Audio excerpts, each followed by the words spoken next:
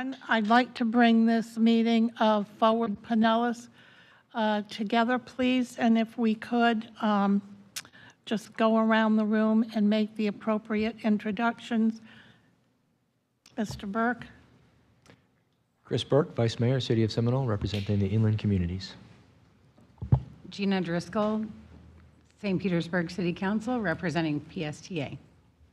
Eric Gerard, Vice Mayor, Largo. Dave Eggers, Pinellas County Commission. Dave Albritton, Vice Mayor, Clearwater, and Treasurer for Pinellas. Whit Blanton, Executive Director. Julie Ward-Bajolski, Mayor of the Great City of Dunedin. Brian Scott, Pinellas County Commission, District 2. Patty Reed, Councilwoman for the City of Pinellas Park. Richie Floyd, Council Member, District 8, St. Petersburg. And I am Janet Long, your current chair. So without further ado, if we could all stand and do the pledge, that would be great. Led by Councilor Albritton. Behind you. Pledge allegiance to the flag of the United States of America and to the republic for which it stands, one nation, under God, indivisible, with liberty and justice for all.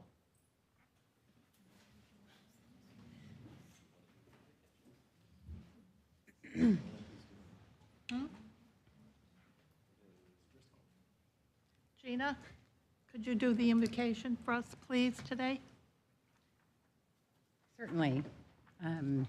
And I'll invite everyone to remain seated, and please join me in prayer if that is your custom.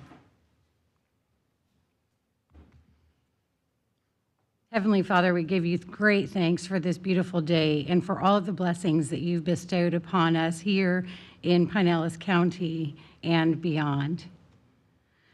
Please help us today as we do the work of the people of our county to reflect your goodness and your care for each and every one of us who lives here, works here, and cares about this community.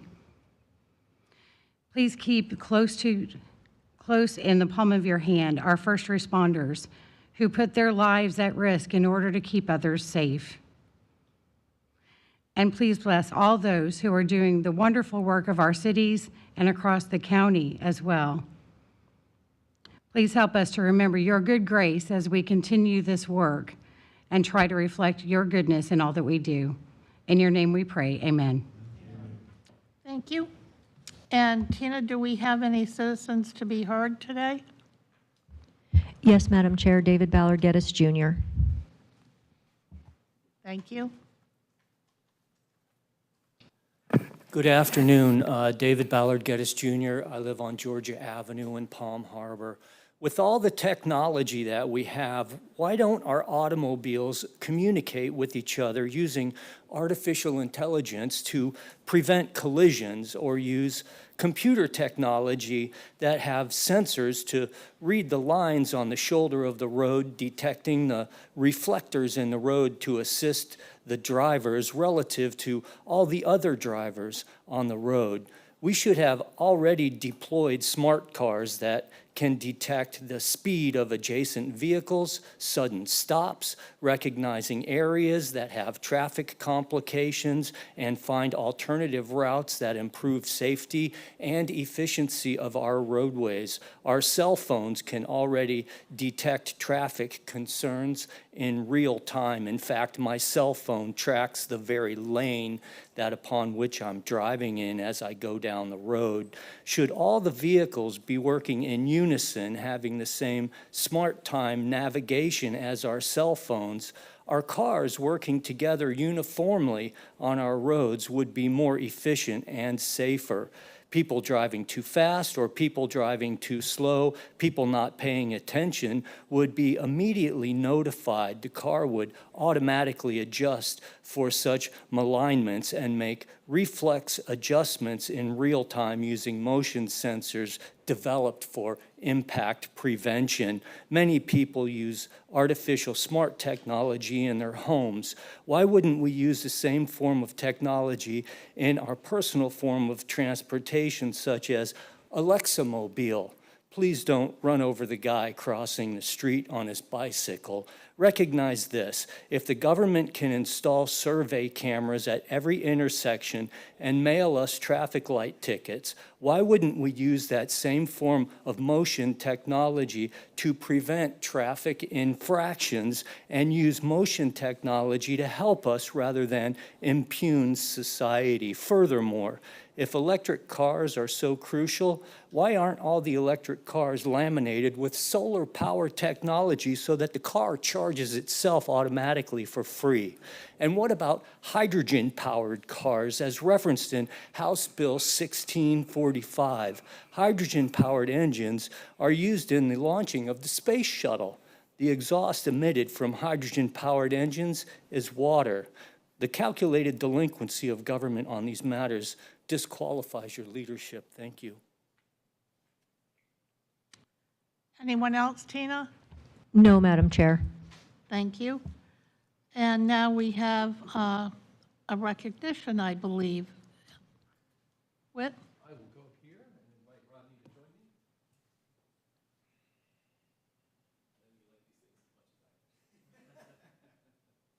But it's well deserved. So, board members, I wanted to let you know that Rodney is having his 10-year anniversary with Pinellas County. So congratulations on that, and you get a fancy pen to go with it. Rodney and I go back many years together when you were at the city of Tarpon Springs, and I was his consultant doing his bidding. And now it's the other way around. Isn't that funny how it works?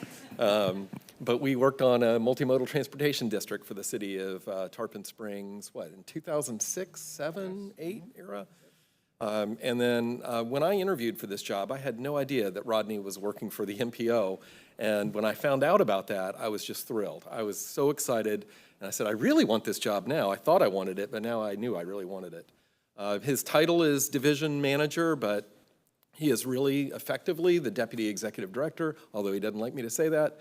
But he is indispensable to this agency and is a real key part of our staff cohesiveness, onboarding, and he does so many things. He's kind of like a jack of all trades. But I just wanted to say thank you and appreciate your service, and congratulations on 10 years.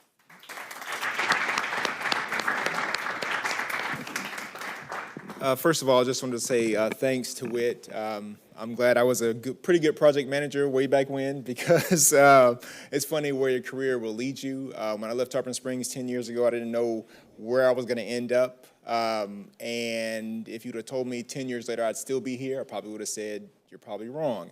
But I've had the opportunity to work on a lot of different projects, given different responsibilities, and it's been refreshing to work for a leader that is as visionary as Whit, and for a board such as yourselves that really believe in the mission and understand the value and the importance of the agency. So again, just wanted to say thank you, and also wanted to say thanks to my team. They have made the job really enjoyable, because as we all know, you can't do things by yourself in our profession, and having that strong support from your team that's highly dedicated, talented, and committed really makes the job a pleasure. So again, thank you.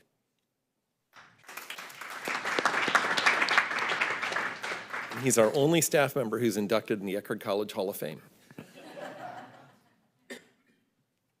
Congratulations, Rodney, on a job really well done. And now we are on the consent agenda. Are there any items to be pulled from consent today? Seeing none, I'd like to ask for a motion, please, to move the consent agenda forward. I'll move approval of the consent agenda. Second. Okay, we have a motion and a second. All those in favor, please signify by saying aye. Aye. All right, now we are on item 6, public hearing items. And the first one is the amendment to the FY 23-24, 27-28 Transportation Improvement Program. Whit? Oh, Chelsea. I didn't see you. I'm so sorry. That's all right. I snuck by. So before you today is an amendment to the Transportation Improvement Program. This amendment is to bring in just over $1 million. The PSTA received a grant from the Federal Transit Administration, and so this amendment is to bring that funding into the TIP so that PSTA can receive the funds. This does not have any impact on any other projects in the work program, won't delay or otherwise replace anything. This is new money coming in. So there are 2 pages in your packet. One is an amendment to the TIP and the other is to the state TIP. So one action will take care of both of those amendments today. And if you have any questions, I'm happy to attempt. We also have Darden Rice from PSTA here that can possibly answer some questions as well. Okay. Anyone have any questions, thoughts, concerns? No? Wow. Okay. This is an action item. I'll move approval. Thank you, Gina. There's been a motion and a second. All those in favor, please designate by saying aye. Aye. Aye. Oh, I'm so sorry. Yes, an amendment to the tip does require a roll call vote, and for the record, there are no citizens wishing to be heard on this item. Thank you. All right, Mr. Burke. Aye. Mr. Floyd? Aye.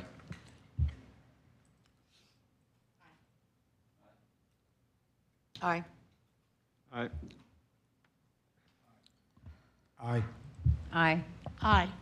That motion passes unanimously. Next is the adoption of the FY 24-25 to fiscal year 28-29 TIP. Ariane?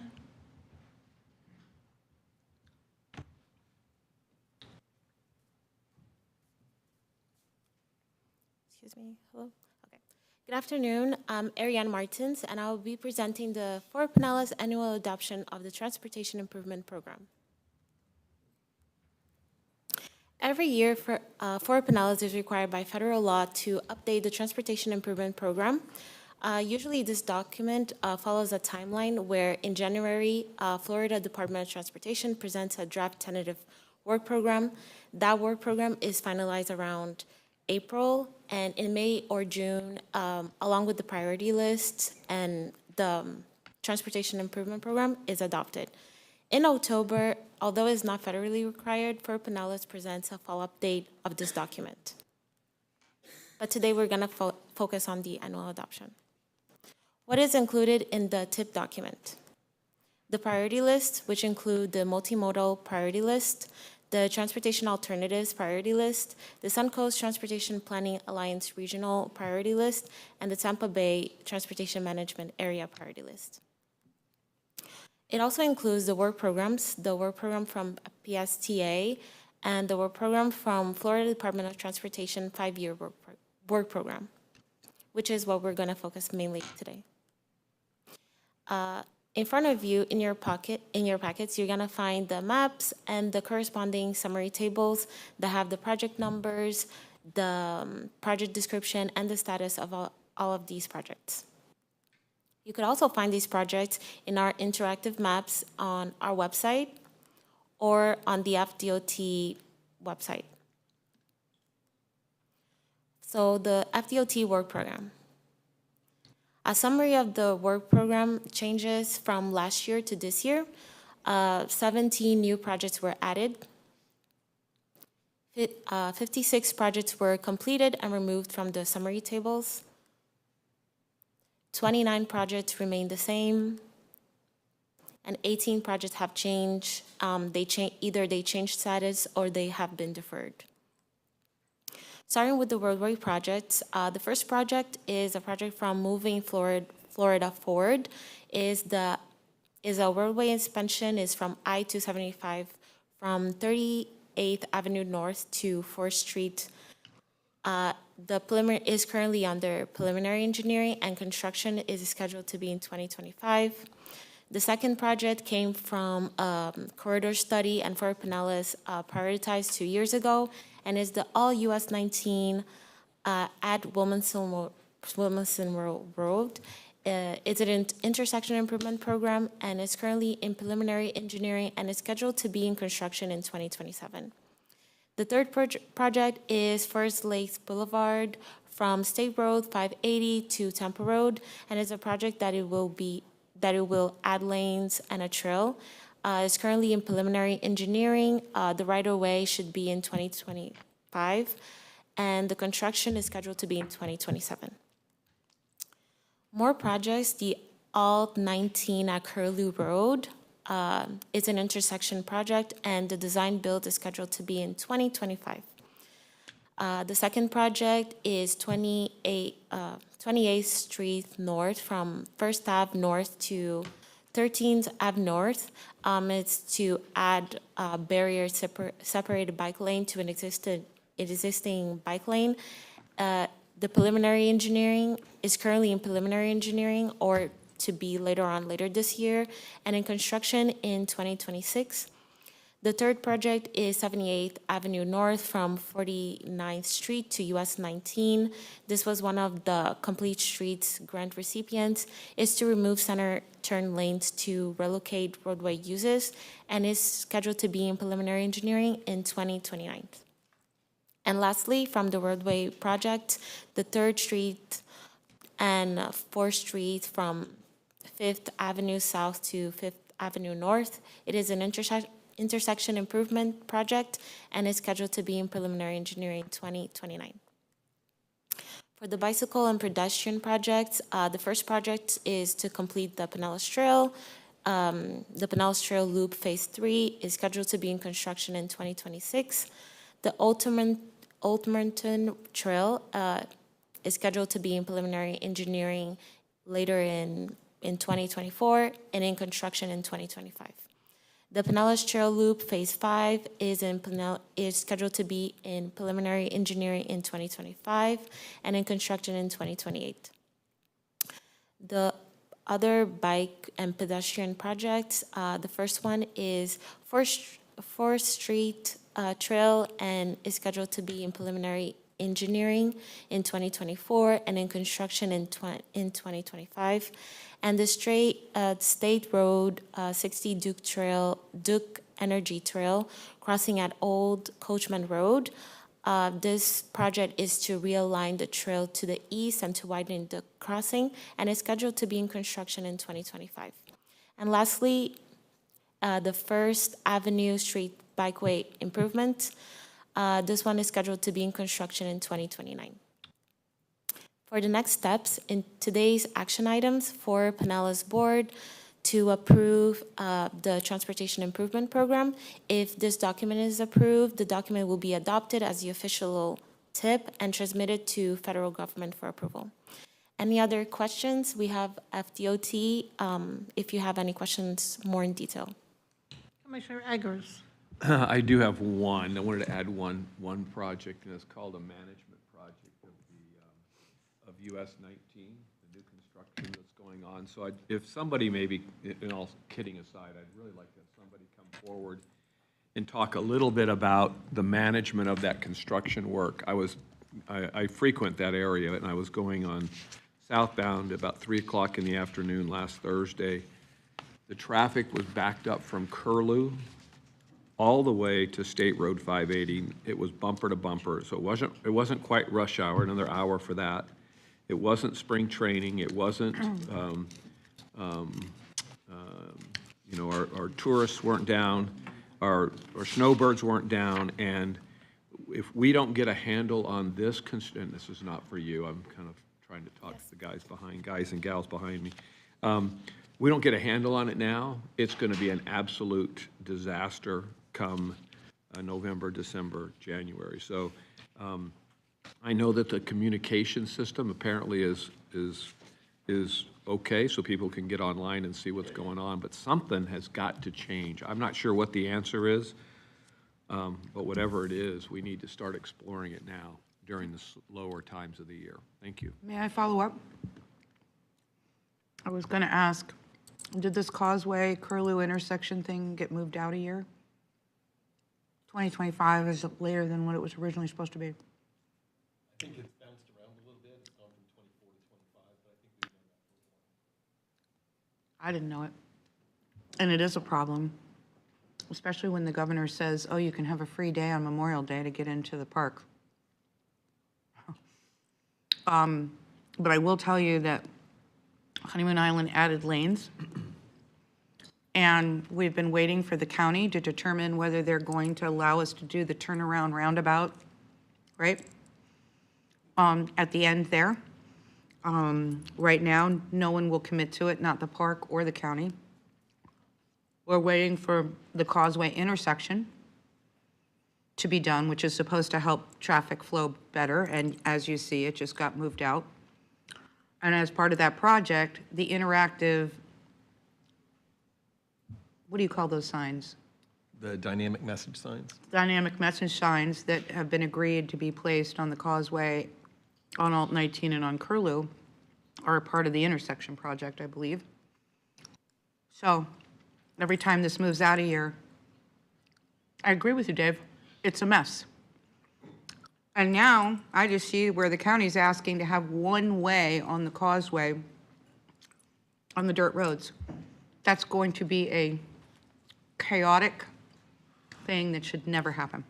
Well, I think that piece is still being discussed, number one. Number two, I think the county would gladly turn that maintenance of that little causeway over to the city anytime, because it's a disaster to maintain. I know that the last time I talked to them, which was about a week ago, they were working closely with the city, supposedly. Nothing has come to us as far as changing. No, it hadn't come to us either. It's going to our Causeway committee. I just saw it. Okay. But anyway, that intersection, everybody is waiting on bated breath for that intersection because of the traffic flow. I don't know how much it's actually going to reduce traffic. I think it's more about safety. But I see the secretary there, so I'd love to hear from him. Yeah, I'll try to address both of them there. So first on 19. So last week, I believe the problem was, I know at least one day we had to close down the road because of a gas main that got hit. And I know there were some pretty big delays related to that. I'm not sure. Thursday or Friday, so. Yeah, I remember getting a notification last week, seeing it. I don't remember which day it was, but there was a gas main that got hit, and so they had to do some things. There's been a lot of utility work that, utility work's pretty complex. There's a lot of it. It's just such a tight corridor to build. I mean, we're using every square inch of property we have to try to move things around and build where we can move people out of. So it's gonna be difficult. We have been working closely with the county on the signal timings, and we may even have to penalize the side streets a little bit to keep the main line going. As part of this, we did kind of reduce the lanes out there. One that was kind of like a long right turn lane. When we moved everybody to the inside so we could build the outside stuff, you lost some capacity there. But we have a good CEI team out there. They're working with the contractor closely to try to make it move as efficiently as possible. But it is going to be a tough project. That's part of the reason it's taking so long. It takes so long to build it. Because if we could just shut the road down for a year, we'd probably be able to do it. But obviously, that's not practical or feasible. But we're working hard on that. On the intersection project, what I was told was that originally they did not anticipate any right-of-way needed. When they got into the design, they realized in order to build the right turn lanes, they were going to need right-of-way, and so that added to our schedule just the amount of time it'll take to acquire the right-of-way. Can I ask a quick question on that? It's been a while, it's been a number of months, but the last I got an update, because one of the things we had asked for, and I know you'll remember, was to have that dedicated right-hand turn lane, which would relieve the backup up on Curlew. So if you're heading west towards the Causeway, you could have that dedicated right lane. Are you saying, and I was told we couldn't have it because of the right-of-way, so is that what you're saying we're getting now? Because I'll wait till 2025 if we're getting that. I'm looking at my team now to see. Huh? Right.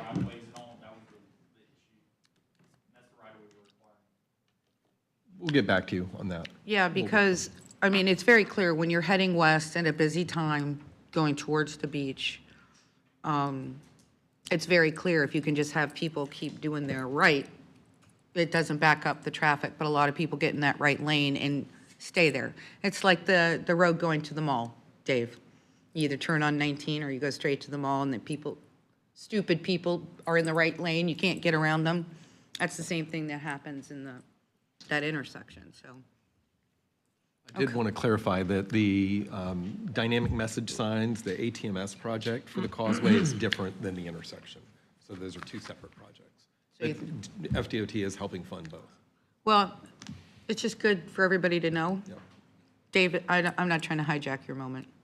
No, it's fine. I mean, Sorry. that's an extremely important project, for sure, It no is. question about it. And it does have the county and the state involved in it, so it's not just FDOT, it's the county. So to our part of it, we need to make sure that we're clear. I need to make sure we're clear on what the issues are for what we're slowing it down, if we are. But back to 19, I appreciate your comments, and maybe it was that day that they had a line break, but it was, we have got to figure out, again, on the fly management messaging or something. I don't know if it's got to be a messaging along 19 someplace or on Tampa or Curlew Road, either side, that lets people know there's an issue at hand and you might want to go a different direction. For instance, if instead of going Curlew and you're going westbound, go up to Tampa Road. There's a long way between Curlew and Tampa Road that provides a lot more queuing area. It gets you through that.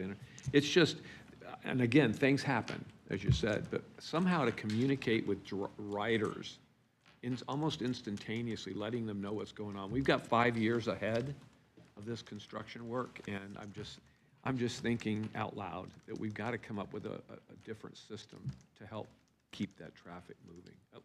At least not, and maybe it was just a problem there. I mean, I know it backs up quite a distance. This particular day, it was backed up to 580, so that may have been the day that I think that was the day that they had the closure, but I was guessing, but I'm not exactly Yeah, sure. I appreciate the challenge. I know it's big, but I think this is one of those projects that just think outside the box as much as we can about instantaneous notification to our guys, our drivers, that maybe, oh, I'm going to go to McMullen Booth, or I'm going to zip over to Belcher, or I'm going to zip over to County Road 1. I go over there now, go north. I get away from the Belcher, and, it kind of gets a little bit less and less as you go west, so. We can look and see if there's any way to do something with any signing, dynamic signing, especially if we were changing phases around or something. But honestly, now my Waze does it for me. When I drive around, it tells me where to go. And I used to not trust it. I'm like, no, I'm just going to muscle through because I don't want to, that doesn't make sense to go that route. And then I'll find out I wish I had, because people are using all kinds of different technologies now that if they're using it, usually you use it when you don't know where you're going and you need it for directions, but if you use it just regular, a lot of times it'll redirect you around problem areas. Well, I do have it, so I'll test it out and see, but if that's the answer to the problem, that's fine, but. It could help. Yeah. Every time Thank I go you. to Orlando and I think I'm gonna go on I-4 and muscle through it, it sends me up into Polk County sometimes and up into Lake County sometimes, and I always find that it made the right decision. When I talked to somebody else who was going the same place, went the other way, it's gotten much better. That's a private entity probably too. Yeah. Thank you, appreciate it. I am. Anyone else? You're at your end there, so. Okay, can we We have, actually have a citizen wishing to be heard on this item, if that's okay. sure. Mike Eisner.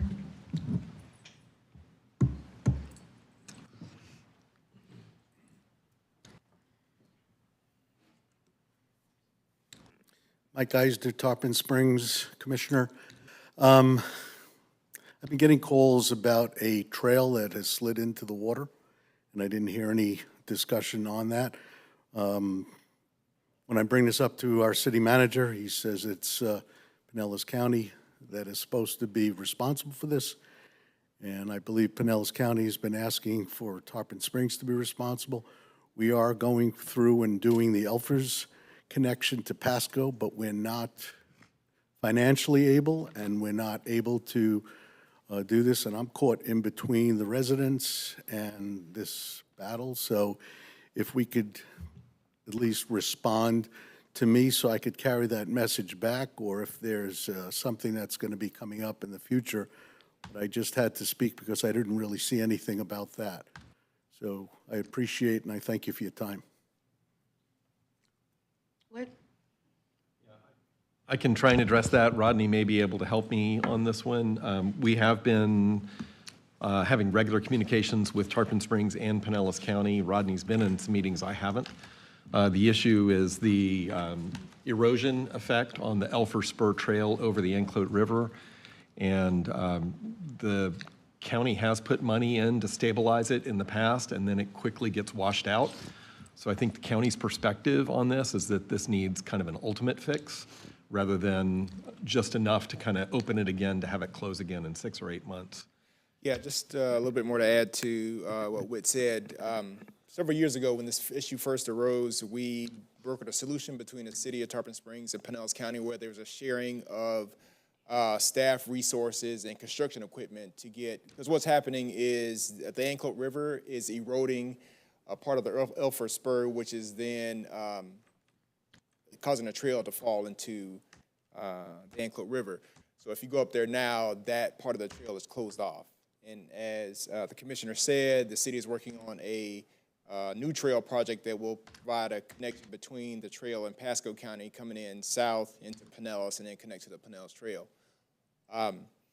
So that temporary solution that I just spoke about held up for a couple years, but because of the erosion condition with the river, it quickly eroded that temporary. It was basically riprap and some sheet pile that was installed. Pinellas County Public Works has a study underway to look at a potential permanent solution for that erosion condition. But for us at Fort Pinellas, we've talked about studying a alternative. So essentially looking at another way to get trail users who wish to go north over the Anclote River, because it seems like that erosion condition is going to be a pretty permanent condition out there. So I guess my word to the commissioner would be Public Works is studying it. It's a complex problem that's going to require a complex solution, which may include bypassing that complete crossing that is currently in place over the Anclote River. And we have talked about replacing the bridge at the Alt 19 overpass. There's no room for bicyclists, barely any room for pedestrians over the Alt 19 bridge over the Enclote River. That would be a major project, but that is something that we should probably look at in terms of getting it prioritized. Sure. I thank you. I did speak to the city manager, and we're prepared to assist with people, with trucks, with, where within. If there's a solution, we're willing to work with you. It's just the financial end of it is not in the works right now. So if somehow or other the finances could be made, we'd be happy to do our share in helping out. So if that helps, I'd appreciate it. Thank you. We will pass that message along. Thank you. Okay, so we need a motion? We didn't get a motion, did we? All right, so we need a motion and a second. Move approval. Second. Commissioner Eggers and Driscoll? Yes, and this requires a roll call vote as well. Okay. Vice Mayor Burke, Yes. Councilmember Floyd, Yes. Vice Mayor Reed, Commissioner Scott, Mayor Bujalski, Aye. Vice Mayor Albritton, Yes. Commissioner Eggers, Aye. Vice Mayor Gerard, Yes. Councilmember Driscoll, Yes. Commissioner Long. Yes. That passes unanimously. Hey, back again. So yeah, I think we're on C now. There we go. Okay. So today we're going to take action on the transportation priority projects. Now that we have adopted the TIP based on the priorities that you all put forward last year, these are the priorities that we, after this meeting, will send to FDOT, and they'll use them to develop the next draft tentative work program that you'll take action on next year. So just a few reminders, you do take action on a priority list each year. Projects do remain on the list until they are 100% complete, just in the event that extra funding is needed or some other kind of display that it is still an MPO priority. Highlighted portions of the list within your packet indicate that some kind of change has been made. And we have two different lists. One is the multimodal, one is the transportation alternatives. They do need separate roll call votes. I apologize in advance. There are a few completed projects on the first list that we're going to address, which is the multimodal list. We have the Pinellas Trail Loop North Gap, the Harn Boulevard Overpass, operational improvements along 4th Street in downtown St. Petersburg, and the Alt 19 roundabout. Those have been struck through, and you'll note that on your attachment. There are a few projects that are newly funded in the TIP that was just adopted by you all. The first is the First Avenue South intersection improvements. Those are very similar.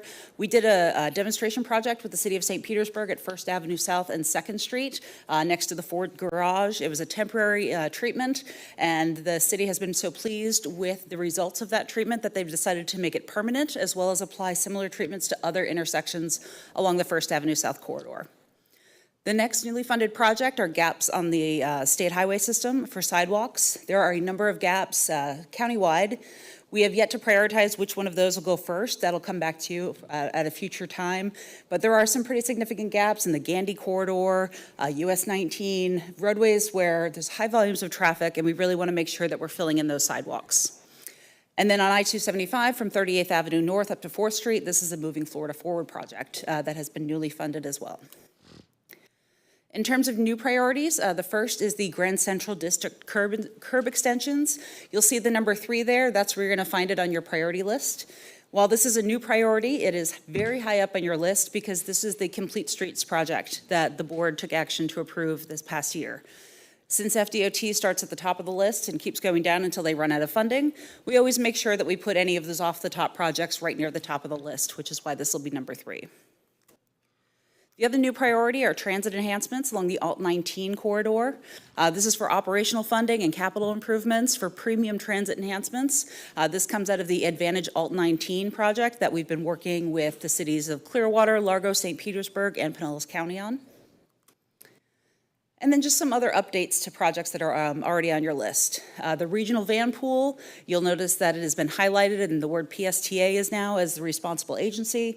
This is a project that was previously managed by the now defunct TBARTA. So PSTA has taken over the program and they will be receiving those funds for regional van pools. The fourth priority is the Salt Creek Trail that's in St. Petersburg from 18th Avenue South down to Lake Magori. Design has been funded on that project. I-275 from 375 up to 38th Avenue North. This is the extension of the toll lanes that are about to be under construction from 38th up to the Howard Franklin Bridge. This will bring those express lanes down into downtown St. Petersburg. The number 10 project is the State Road 60 Corridor Study. This was previously in there as a multi-use accommodation project. We've really expanded the scope and we've lengthened the corridor. As we discussed the intersection of Gulf to Bay and Belcher, we realized that we can't really address just that one intersection by itself. We really have to look at the entire corridor. Making one improvement to just one intersection will have impacts throughout the rest of it. So we've elevated the priority of that project and expanded the scope so that we can work with FDOT, the City of Clearwater, on identifying improvements there. The number 15 priority is I-175 from 275 to 4th Street. Planning has been funded to look at that corridor. And then the number 17 project, it's the 3rd and 4th Streets in downtown St. Petersburg. This is looking at converting them from one-way pairs to two-way facilities, and design has been funded on that project. A couple other updates, the Pinellas Trail Loop San Martin segment, design has been funded. Gateway Intermodal Center, we are proposing to remove this from the priority list. Not because we don't still want a Gateway Intermodal Center, but projects that are on our list, if they can't be funded, FDOT just skips them. So because we don't have a site yet, we don't have a local government partner who's willing to take the project and run with it today, we're proposing to take it off the priority list for now and bring it back when we have a site identified and we can actually put funding on the project. And then the last one, number 31, that's 78th Avenue from 49th Street over to 34th Street in Pinellas Park. That's a Pinellas Park priority, and design has been funded on that project. So that's the multimodal list. I guess I can pause there and see if anyone has any questions on multimodal before we move over to the transportation alternatives. All right, hearing nothing. Okay, please continue. This is only about 2 slides, so if you want me to just finish this up. The Transportation Alternatives List, this is a separate priority list because this is a dedicated federal funding program just for bicycle and pedestrian projects. So we have a few updates on that one. The Pinellas Trail Neighborhood Connections, this is in the city of St. Petersburg to improve neighborhood connections like the one you see up there on the screen that are currently unofficial to make them more official. That has been funded for construction. The number 1 Joe's Creek Trail design has been funded for that. And number 2, this is on St. Pete Beach, Sunset Way, design has been funded on that one as well. Oh, that was it for that one. So today we're asking for approval of the priority lists, and then we'll transmit them to FDOT for funding consideration as they develop the next work program. And I'm happy to take any questions. Any questions? Commissioner Scott. Thank you, Madam Chair. The SR60 corridor study, so this is on kind of our wish list, so funding hasn't been identified for that yet, is that my understanding? Correct, although it's a pretty high priority, and we're going to be working to get some local contributions as well. So we're pretty confident that'll happen before the next 5-year period's up. Thank you. I believe the county is, had some money allocated for the interchange at Belcher and Gulf to Bay, so a portion of the county's funding would come from what they had allocated for that. And they've also asked for Clearwater to assist with the funding. Yeah, to me, that's a very important one. Eric, quick question on the Alt 19 transit enhancements. That right now is not including any kind of lane issues, right? It's not. Okay. It's not. It's just to cover the express bus service that would operate in there. Thank you. All right, if we can circle back around and vote on the multimodal priority list, that's a roll call vote. Let's start with Commissioner Burke. I need a motion and a second, Madam Chair. So moved. Move approval. Motion here by Albrecht. Second. Do we have a second? Second by Councilor Burke. All right, Vice Mayor Burke, Yes. Councilmember Floyd, Yes. Vice Mayor Reed, Commissioner Scott, Yes. Mayor Bujalski, Yes. Vice Mayor Albritton, Yes. Commissioner Eggers, Aye. Vice Mayor Gerard, Yes. Councilmember Driscoll, Yes. Commissioner Long. yes. That carries unanimously. All right, and now let's go to the Transportation Alternative Program Priority List. Move May I have a approval. motion on that? Move approval. Second. It's been moved and seconded. And now, if you'll call the roll, Tina? Vice Mayor Burke, Yes. Councilmember Floyd, Yes. Vice Mayor Reed, Commissioner Scott, Mayor Bujalski, Yes. Vice Mayor Albritton, Yes. Commissioner Eggers, Aye. Vice Mayor Gerard, Yes. Councilmember Driscoll, Yes. Commissioner Long. Yes. That carries unanimously as well. You yes people are getting to me. I didn't say aye, I said yes. Well, it's the vice mayor's fault. He always starts either I aye or know, and I yes. just wasn't And then we just listening close follow enough. I always try to make sure I say And aye. you've done both today. We're always on the losing side of it, Dave, but Okay, so now if we can please go to item 7A, the PSTA Activities Report. Is that you, Gina? It is, but unfortunately, because of the date change, they're a little bit behind in getting it to me.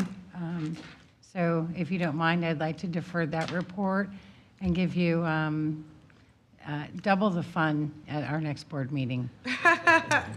Okay, we'll try to hold you to that. Thank you. And the Regional Activities Report? Bring snacks. I will cover the regional activities report. Just a couple things to highlight for you. One is on May 17th, after our last board meeting, we had the meeting of the TMA Leadership Group at PSTA headquarters. The power went out shortly after the meeting started, so we opened up the windows and had a good meeting with the little light we had. It was a productive discussion. A couple of things that the group reached consensus on, I believe, is the size of the regional board. If we end up forming a regional MPO, there was agreement that we would go with 25 seats, which is the maximum currently allowed by state law, that 2 of those seats would be off the top for the Airport Authority and the Port Tampa Bay, and those would be filled by staff positions and not count towards Hillsborough's population allocation. And then the other discussion we had was on the role of the public transportation providers, PSTA, HART, and Go Pasco. Go Pasco is under the Board of County Commissioners, but HART and PSTA are independent authorities. There was consensus that all three of those would be represented as non-voting advisors, like the Florida Department of Transportation currently is, and would be seated on the dais and able to answer questions and provide technical input, but would not vote on matters. And I think everybody was generally in agreement with that. So that would be at least 4 non-voting advisors. We may end up adding more. We could add the Tampa-Hillsborough Expressway Authority. We could add school boards, so there's other things that we can talk about. In addition to that, there was a discussion of a grant that Hillsborough TPO submitted on our behalf with Pasco and Forward Pinellas to the federal government to address our regional prioritization process. We currently use 3 different methods in the 3 counties of prioritizing transportation projects. A little bit of sprinkling of quantitative analysis and qualitative analysis. And this grant, if we're successful, would help us work through to a shared common regional priority setting process, which we could elect to do or not elect to do. The grant wouldn't force us to take any particular action. It would also assist with how we just work together on setting regional transportation priorities. So there was a discussion about that grant opportunity. We will know probably in the next 2 or 3 months whether we were successful. Hillsborough submitted that grant application for, I believe, about $1 million for that. And it will, again, it'll go a long way towards complementing the efforts of aligning the MPOs. The other thing I wanted to mention is this Friday, we have a meeting of the Suncoast Transportation Planning Alliance, followed by a joint meeting with the Central Florida MPO Alliance. That covers MPOs from Volusia County and Brevard County all the way over to our neck of the woods in Citrus, Hernando, and Sarasota, Manatee. One of the items that will be on that agenda for Friday is approval of a resolution to bring a higher level of passenger rail transportation to the I-4 corridor, including both Brightline from Orlando to Tampa and Amtrak service, like the 21 other states around the country have done, entered into an agreement with the state of Florida to develop intercity passenger rail service. It's the same statement that this board approved and the TMA leadership group approved, but I turned it into a resolution at the request of the other MPOs. That'll be on the agenda. In addition, we'll be adopting our Transportation Regional Incentive Program priority projects. That is a state grant program that provides 50% of the funding towards a regionally significant capacity project, and it does require a 50% local match. We've used that program, for instance, to partially fund the Gateway Expressway that just opened last month, and it has gone to intelligent transportation system type projects and similar types of projects. And I think that covers generally what's on the agenda for the meeting in Bartow. I will make one more plea that our SCTPA representative is not available for that meeting on Friday, and we have not been successful in identifying somebody from this MPO to represent us. I will gladly pay for your lunch, and you'll be reimbursed for travel if you can make it to Bartow. I'm desperate now. I'm kidding. I understand. Yeah. Yeah, I'm usually your fill-in girl, and I'm busy that day. Okay. It's Friday the 14th, this Friday.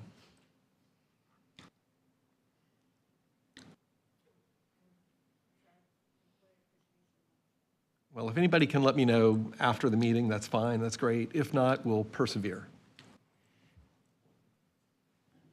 And that's all I have. Do you want me to give a report on the executive committee meeting? We're going to do that next month. Okay. I thought you might be in a hurry to get that done. What are the hours of that meeting, Friday? The first meeting of SCTPA starts at 10. That'll only go about a half hour because we only have one item on the agenda, and then the joint meeting is at 10:30.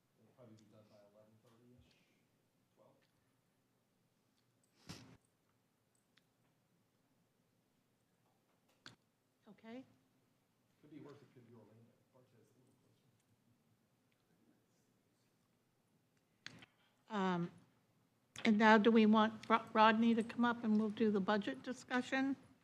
Thank you, Rodney.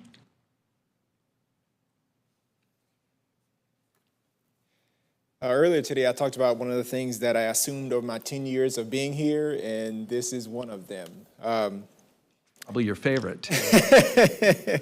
He hates this. I do enjoy kind of working with you to set the course for the agency, and we do have a really capable group of finance professionals in the office that help advise me on things we need to consider as we put the budget together.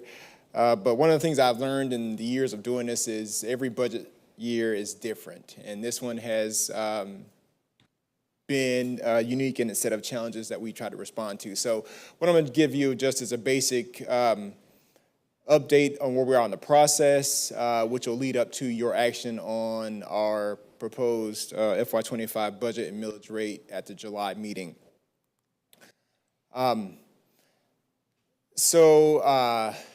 As you saw in your backup, our preliminary FY25 budget request is a little over $7 million.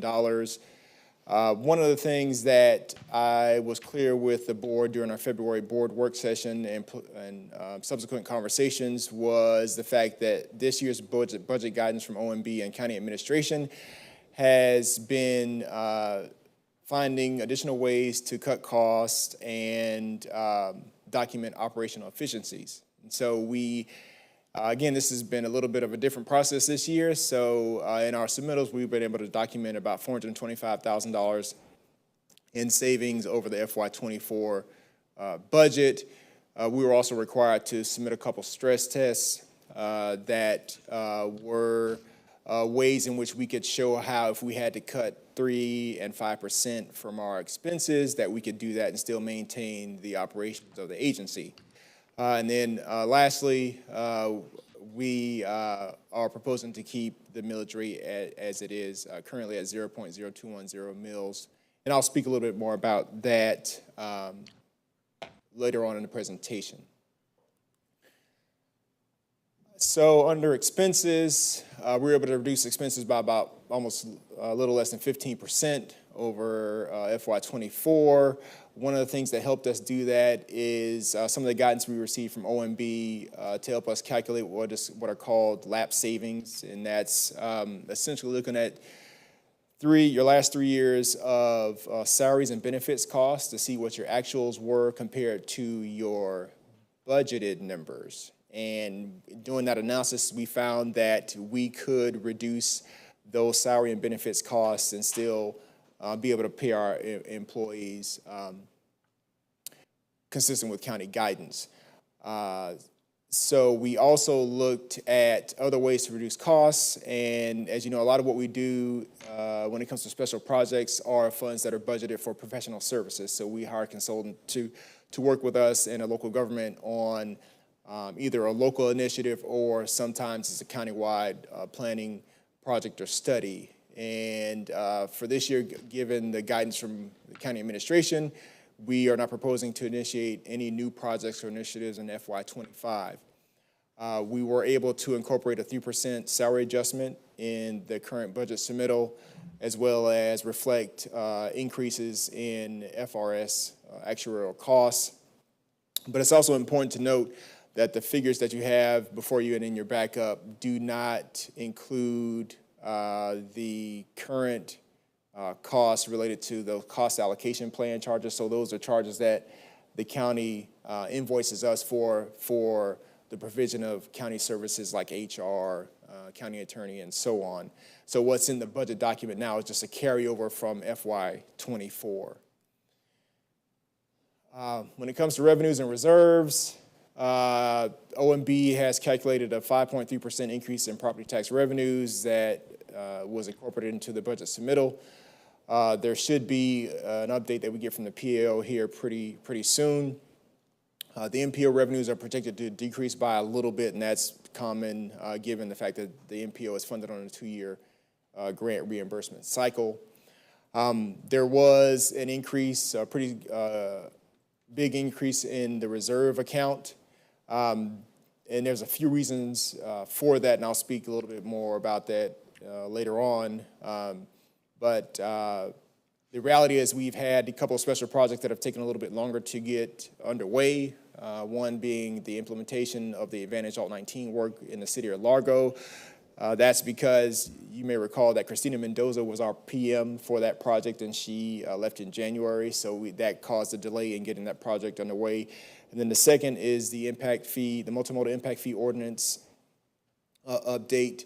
That project has taken longer to initiate because of the amount of fact-finding and consensus building we had to do, given the fact that some of our cities in the county are helping to fund that initiative. The reserves also grew because it's kind of intuitive if you think about it, but our budget guidance was to not increase or add any additional spending this year. So it constrained your expenses while your revenues were estimated to increase. So that did result in that reserve growing. And as I mentioned earlier, we're taking a look at budgeted versus actual costs also contributed to that.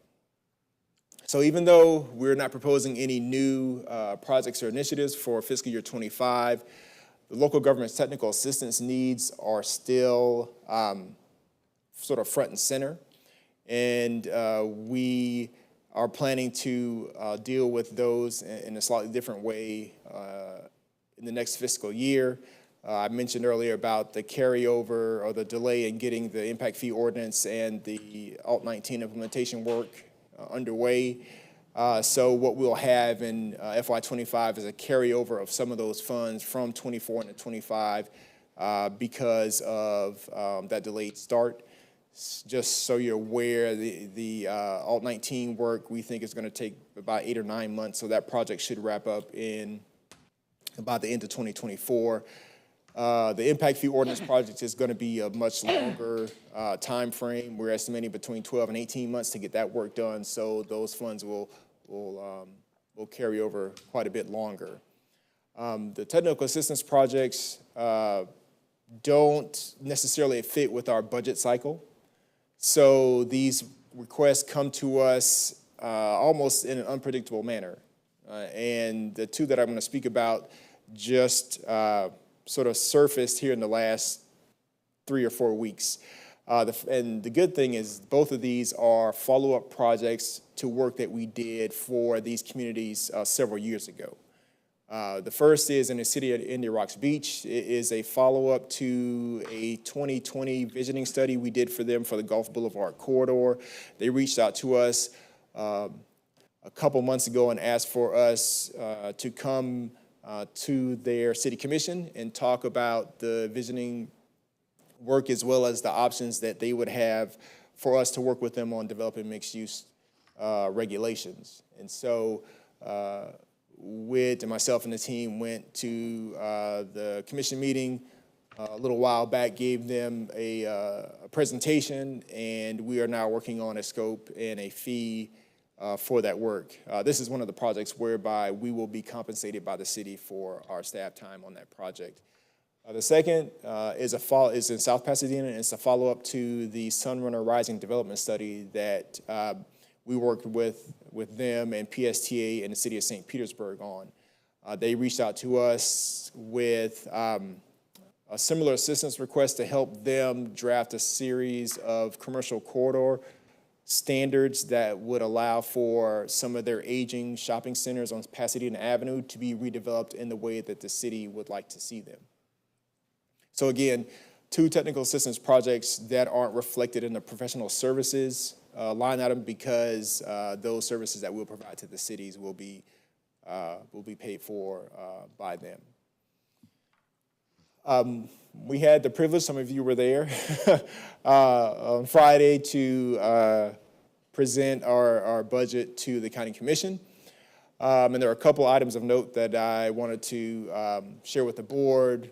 And the first was some of the questions we had relative to our stress test analyses that were submitted.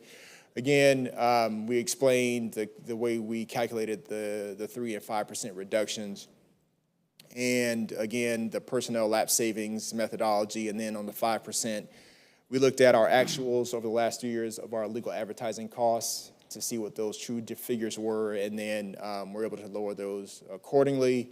And then we also made the suggestion that we could eliminate our council activities costs. Again, those council activities are sort of forward or public-facing events that we hold from time to time, whether it be a legislative forum like we had at Ruth Eckerd Hall, or a peer exchange where we went to Indianapolis several years ago.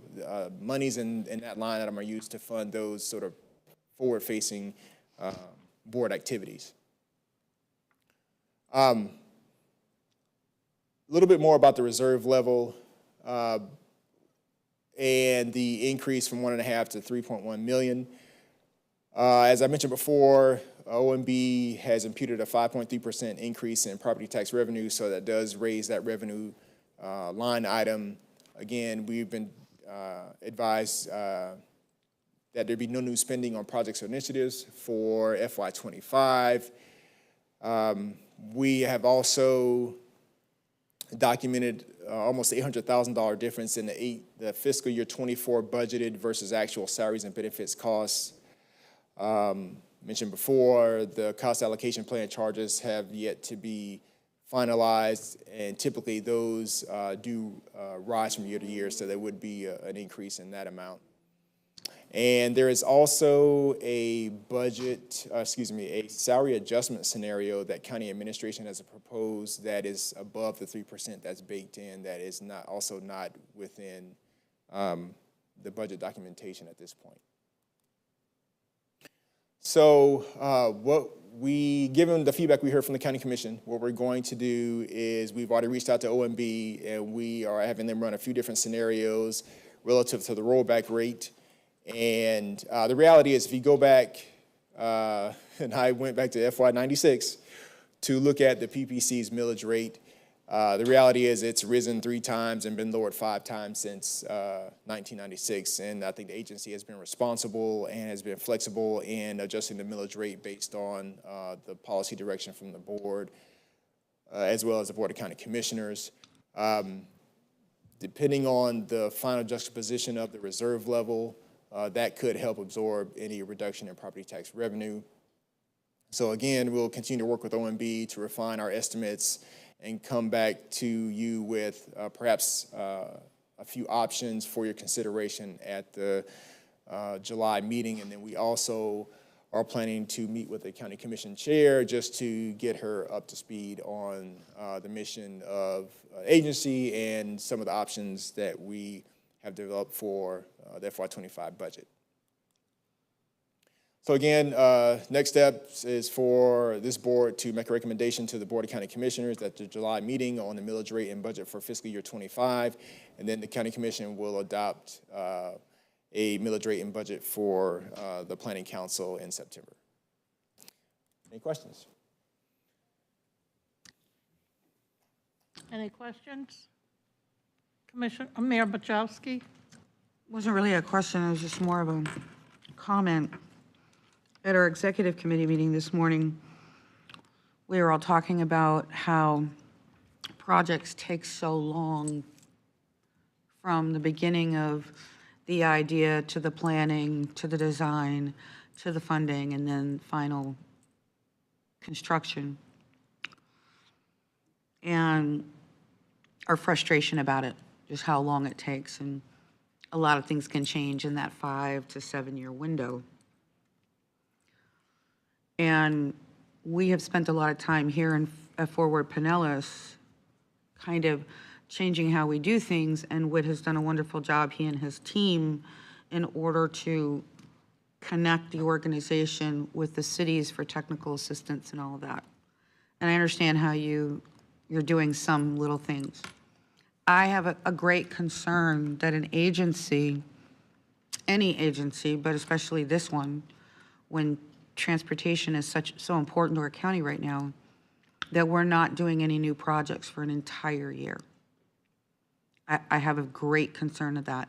I understand that you all have been given direction by the county, but to not do any new projects is hampering us at continuing what we're trying to achieve here. And that's better transportation in the county, so it's just a comment. I think it's a mistake for us to not have new projects.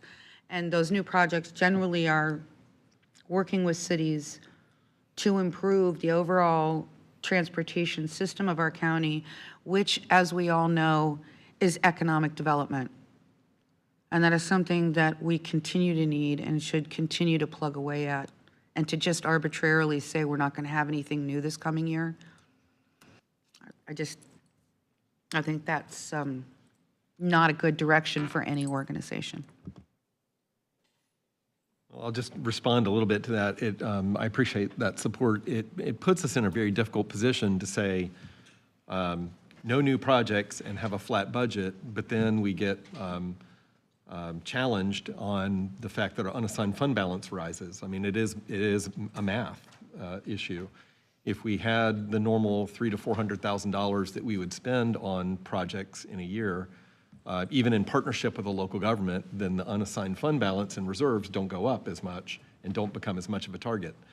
So we can't have it both ways. So we'll either roll back the millage rate, or we'll figure something else out, or if we get back and it's a 1 year pause on doing projects and we come back and have a 3 to 4 year period of spending, $300,000 to $400,000 on these projects, then we will find ourselves in the same situation where we had to ask for a millage increase a few years earlier. So just trying to keep the consistency as much as possible. But we'll try to answer all the questions in the next month or two. Commissioner Eggers. Yeah, so Whit, I don't remember having the discussion about your list of projects that you proposed for next year that got cut or got told to put off. So if you could send that to me, I'd appreciate it. We didn't really get that far. Okay. We knew going into the budget season back in January that we were to have a zero budget. But there are things that we've been asked about by local governments to help do. And I can put a list together for you. Of I'd like to see that, number one. Number two, I don't remember having that discussion at the meeting last week. So that's good.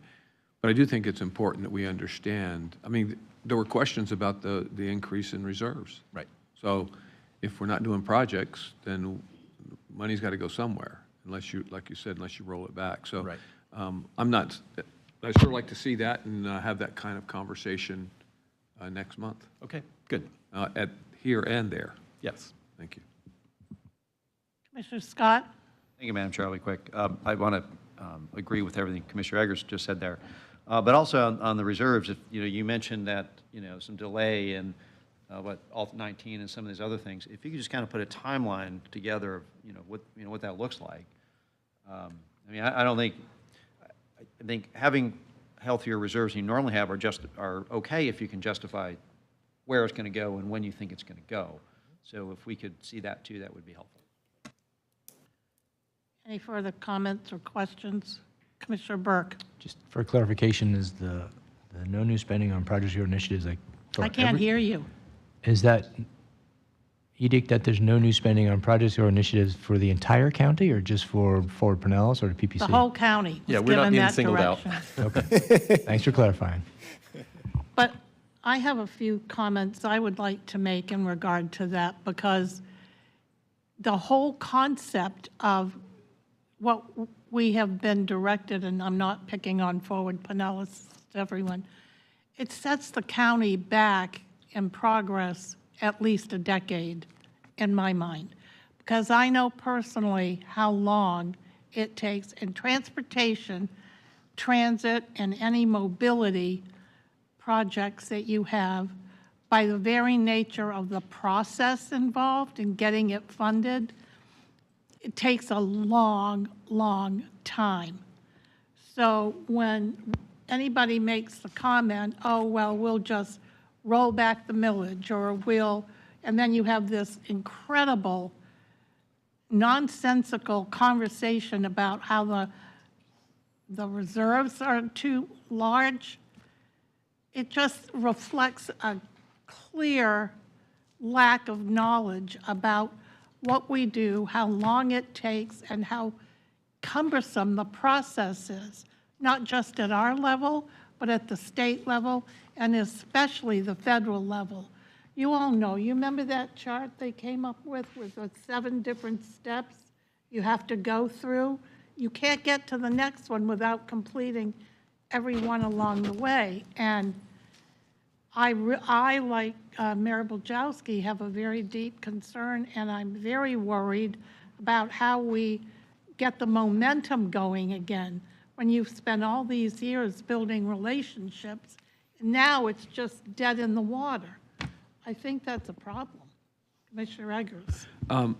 Well, first of all, to your comment or question, I just want to make sure we're clear. The county is probably spending about $50 to $60 million on road projects next year.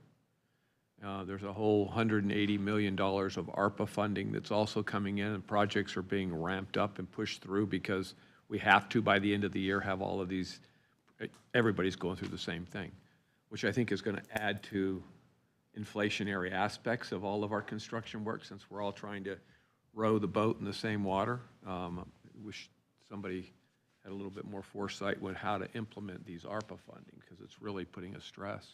There's a lot of money being spent on projects, and let's not walk away from here thinking there isn't any money being spent on projects. In fact, you know, we've actually raised 0.3 mils to add more projects to road construction, infrastructure, so to speak. So, and again, I'll look forward to seeing what Whit's talking about in terms of being told no projects, no new projects. I'm not even quite sure what the heck that means. Anyway, so. Can I just add one additional point? It goes beyond transportation. A lot of the land use work that we do is also, it takes a long time. I remember when we adopted the Summer and Rising Development Study. So that was the land use component to the BRT investment. And I think Councilmember Driscoll was very supportive of that work. And there was an expectation that now developers can go pull permits to do to get site plan approval for true TOD in St. Pete and along the corridor. That was not the case. That planning study was the overall framework for setting the stage for the city to amend its land development regulations and comp plan to be able to allow developers to build the kind of development we want to see around Sunrunner.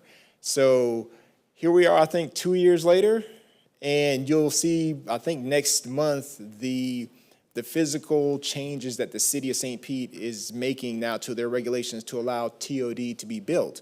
But the reality is that process from planning study to where the city is now took a few years. So it's not just Sunrunner, it's Gateway. We did the Gateway Master Plan. I've charged my team with having an implementation focus, so we can develop plans, but until the local governments change their codes, standards, and comp plan, a lot of the planning work we do doesn't have a lot of teeth to it. And it goes beyond Gateway. Jared is there, and he'll tell you about TEALS. And the reality is St. Pete will be the first to have adopted the first Target Employment Center local subcategory coming out of the TEALS recommendations. And again, that took some time to get that underway. And we're just fearful that without having that renewed push towards implementation, we could be here with a lot of planning studies on the shelf with not a lot of action in implementing those from our local governments. And that is, I think, our strength as an agency. And further to your point, Rodney, you know all of the folks here that are experts in transportation and transit and trying to move our county and the state forward.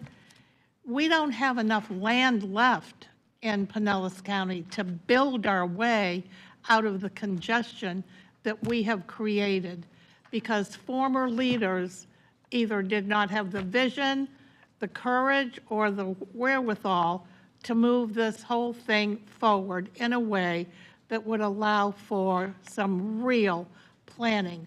Now, I have a really interesting little story to share. Some of us were here and or maybe in different positions. We had an opportunity to go to Indianapolis. You remember that several years ago? Yep. We just came back from there 2 weeks ago, and you know what? There is not one street light in the city. The entire Indianapolis greater area is all moving traffic seamlessly, effectively, no accidents. It's unbelievable. And guess what? It's all about the roundabouts. Now, Commissioner Eggers, you know how many conversations we've had about that roundabout up in Palm Harbor, and we had the same kind of thing when they built the one out on Clearwater Beach. What? I said Palm Harbor. Well, it is Palm Harbor. No, I know, I was making fun of your accent. I'm just teasing with you. Well, anyway, you know what I'm talking about, right? So, I mean, this is a big deal and a really big, serious issues, and these responsibilities that we have here, we're not just sitting here for the sake of wasting our time. If we're not really serious about it, then why are we here? Okay, I rest my case, and I'm getting off my And that's why we soapbox. want to see the list of projects that he's talking about that he's being told to put on hold. I've never heard that. So I'd like to know what that is. Wait a minute, hold on just 1 minute without being disrespectful, and you know I adore you. What do you expect him to do when he's told to bring home a flat budget? Well, he says he has a list. I want to know what the list is so that we can address it differently. Sure. I do want to clarify a little bit that, just a reminder, we are two separate legal agencies. So what Rodney is presenting is the PPC budget, which primarily funds these local government partnerships where we do planning studies that really focus on land use and creating the environment for redevelopment. And they are often a catalyst for where we identify transportation projects that the MPO then funds. We are doing okay in terms of MPO funding, and Chelsea will cover that in a few moments. There is plenty of money coming to the MPO for transportation projects. What we try to do, though, is get those projects set up within a land use framework so that there's clear goals and objectives about what we think is likely to happen in terms of redevelopment and how that will influence the transportation investment, or vice versa, how the transportation investment will influence the land use. So they go hand in hand. But the MPO dollars have a lot more strings attached and have a lot more levels of approval before we can spend them. The PPC revenues are pretty flexible, and if we see an opportunity to reach out and work with the city of Largo on something, or the city of Indian Rocks Beach, then we can pretty much do that within a month and scope it, and either we can spend all of our money, or we can say, well, we need a 50-50 match or some kind of a partnership, which we've done increasingly. But it really speaks more to the flexibility and the functionality of those dollars. So I just wanted to be clear, because Chelsea's fixing to tell you we're going to have a lot more money for the MPO. And I just think it's important to distinguish those two funding sources a little bit.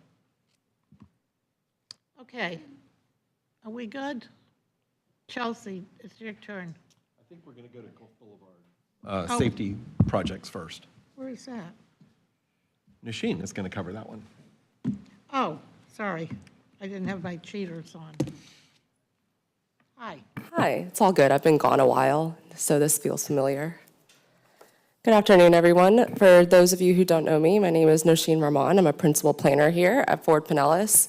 A couple of months ago, I was reintroduced as returning to the agency and taking over the role that Christina Mendoza left behind. And one of those projects that was underway, kind of under her responsibility, was the Gulf Boulevard safety studies in the city of St. Pete Beach and the city of Treasure Island. So speaking of those kinds of projects where we provide technical assistance to our local governments, this project in particular, we provided our staff time, coordination, and insights to both the city of St. Pete Beach and Treasure Island.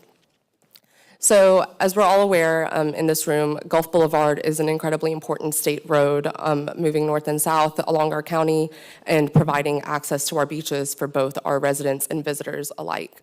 And the cities of St. Pete Beach and Treasure Island both undertook two separate safety studies, but conducting them together in terms of their schedule based on safety needs that they identified in their cities. Some of those were unfortunately serious injuries and in some cases fatalities that we may have all heard about through the headlines in front of you.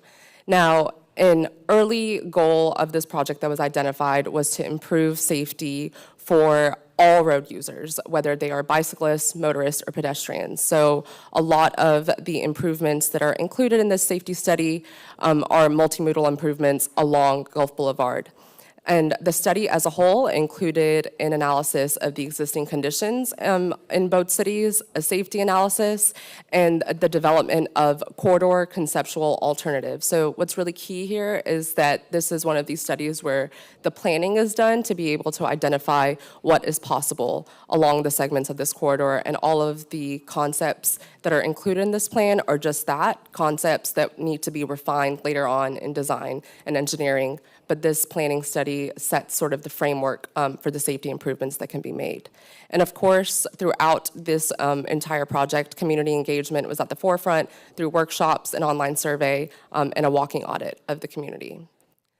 So kind of providing some more background, why a safety plan? Well, there were safety concerns throughout both the cities. In St. Pete Beach, there were 422 crashes between the years of 2017 and 2021. The reason we're looking at those years is because the study was commenced in the year 2022. So at the time, these were the years of data that we were looking at. In Treasure Island, 456 of those crashes took place between 2017 and 2021 as well. And within St. Pete Beach, 67 of those were serious injury crashes. And in Treasure Island, 46 of those were serious injury crashes, and there were some fatalities throughout. As all of you might be aware, we have a commitment in Pinellas County to move towards zero serious injuries and fatalities. And as part of our Safe Streets Pinellas initiative, which that is named, both St. Pete Beach and Treasure Island adopted a resolution to create a community that is safe for all road users, much in line with the goal of this study. And St. Pete Beach was actually the first city to sign the resolution. And in general, some safety observations or concerns that we see throughout Gulf Boulevard in both of these cities are heavy pedestrian traffic, many people crossing Gulf Boulevard at unmarked crossings, especially because of the beach access and retail opportunities that are available around Gulf Boulevard. Bicyclists are observed using on-street facilities, meaning they're driving sharing the road with motorists because they unfortunately don't have any other choice without there being a bike lane. And a positive observation, I would say, is that mid-block crossings appear to be in good condition and with high compliance when beacons or the rectangular rapid flashing beacons are activated, meaning that where they're present, they're working well, but what the problem is that there weren't as many present as there could be. I want to take a moment to highlight some of the coordination that I talked to you about, because ultimately there were multiple agencies and organizations that went into making these safety studies a reality. Both the city of Treasure Island and St. Pete Beach identified this as a priority for themselves to be able to set the framework for these planning studies and identify these safety improvements. But with Gulf Boulevard being a state road, FDOT is the one that manages it. So it was incredibly important to have them involved throughout the study process and throughout the development of the recommendations. And then in coordination with ourselves at Ford Pinellas, they are able to have a direct line of communication to talk about qualifying for project prioritization funding and eventually make it on the list that Chelsea presented to you earlier today. So ultimately, these two safety studies were a massive multi-jurisdictional and multi-agency effort to be able to make this happen and make it so that these recommendations are created cohesively. So to give you an idea of the study process, here's the timeline in front of you. I won't go over every single bit of it, but what I will highlight is the hands-on community involvement that took place, as well as sort of the next steps that I'll talk to you about later on, which is the coordination with ourselves here at Ford Pinellas and with DOT to qualify for state and federal funding to ultimately take the recommendations that have been identified in the study and make them a reality in the city. So going on to the sort of meat and potatoes of the safety studies, what each study did is split up their segments of Gulf Boulevard into separate segments. So starting with St. Pete Beach, the study segment that they looked at was from 35th Avenue to 75th Avenue on Gulf Boulevard. And within that, the corridor was then split into north, central, and south segments, and then looked at the intersection levels to be able to identify improvements at each of these intersections where there are safety concerns. In the case of Treasure Island, the segment looked from Blind Pass Road to Johns Pass Bridge, and then this is one continuous segment of Gulf Boulevard going from St. Pete Beach to Treasure Island. So where we see that opportunity is for these cohesive safety improvements to be recommended throughout a continuous segment of Gulf Boulevard, even though it goes across two jurisdictions. And Treasure Island conducted the same method where the study segment was then split up from the north, central, and south segments, and then at the intersection level. So taking a look at some of the existing conditions, which many of us in this room are likely familiar with, in front of you are the conditions for St. Pete Beach and Treasure Island. A lot of the concern there are, there's not a separated bike lane, there can be a lack of pedestrian scale lighting, there's a lack of landscaping, which can make it really uncomfortable and difficult for pedestrians. Similarly, for the central segment, you see the same conditions, and something that happens a lot along these segments of Gulf Boulevard are the very frequent large driveway openings, which can make access management an issue, as well as safety issues for pedestrians and bicyclists as well. And the south segment has similar conditions here as well. Again, you can see those large driveway openings, narrow sidewalks, and the lack of pedestrian scale lighting. Highlighting some of the community engagement that I mentioned, there were 2 workshops each for St. Pete Beach and Treasure Island, and these were conducted separately but coordinated in their schedule. There was also some local news coverage. If you were watching the news that day, either Rodney or myself were your local celebrities there for that night. And in general, the workshops were very well attended throughout. All of the residents who were very invested in the safety improvements they wanted to see for themselves, whether they drive the corridor, whether they walk the corridor, whether they bike it. And in front of you are some of the general feedback or comments that we received. One, again, being that the RRFBs are incredibly effective in safely stopping traffic and allowing pedestrians to cross. There was a heavy desire and request for protected bike lanes. We heard that every single person we talked to, every single outlet that a person had to give feedback, they wanted to see those protected bike lanes. People also wanted to find a way to reduce vehicle speeds, and something that we had to explain to them is that a study like this doesn't work to reduce the actual posted speed limit, but the way that you design the roadway, the way that you come up with the corridor concept alternatives can encourage drivers to be more alert, more aware, and drive more slowly and be more aware of the pedestrians and the bicyclists around them. They also talked about the need for wider sidewalks and better landscaping, improved lighting, basically everything you saw that was missing in the images of the existing conditions. So taking all of that, the existing conditions, the walking audit that was conducted, which is where those photos came from, and the community workshops that were conducted, from then the feedback and data was taken to develop these concept alternatives. So as I mentioned, these are just concepts, they're not final, but they're meant to give you an idea of what is desired and possible within Gulf Boulevard. A lot of these concepts include some of the same elements, kind of mixing and matching them depending on the need or the feasibility at that particular intersection. They include those protected bike lanes, mid-block crossings, narrow travel lanes, which is a way to make folks a little bit more aware of their surroundings, and it also will give some more room for those protected bike lanes. And I'll talk to you a little bit about that as we talk about the specific concepts. But before that, I want to provide some background on data on how these concepts and recommendations that are included in the study have worked throughout not just the country, but even outside of it. So a study found that roadways in Montreal with protected bike lanes had 28% fewer injuries over a 20-year period than nearby unseparated roadways or roadways without protected bike lanes. The FHWA, or the Federal Highway Administration, says that mid-block crossings are a proven safety measure and can reduce pedestrian crashes by 56%. And in-roadway warning lights from a study in Orlando have proven to increase the number of motorists that slow down when approaching the crosswalk by anywhere from 17 to 25%.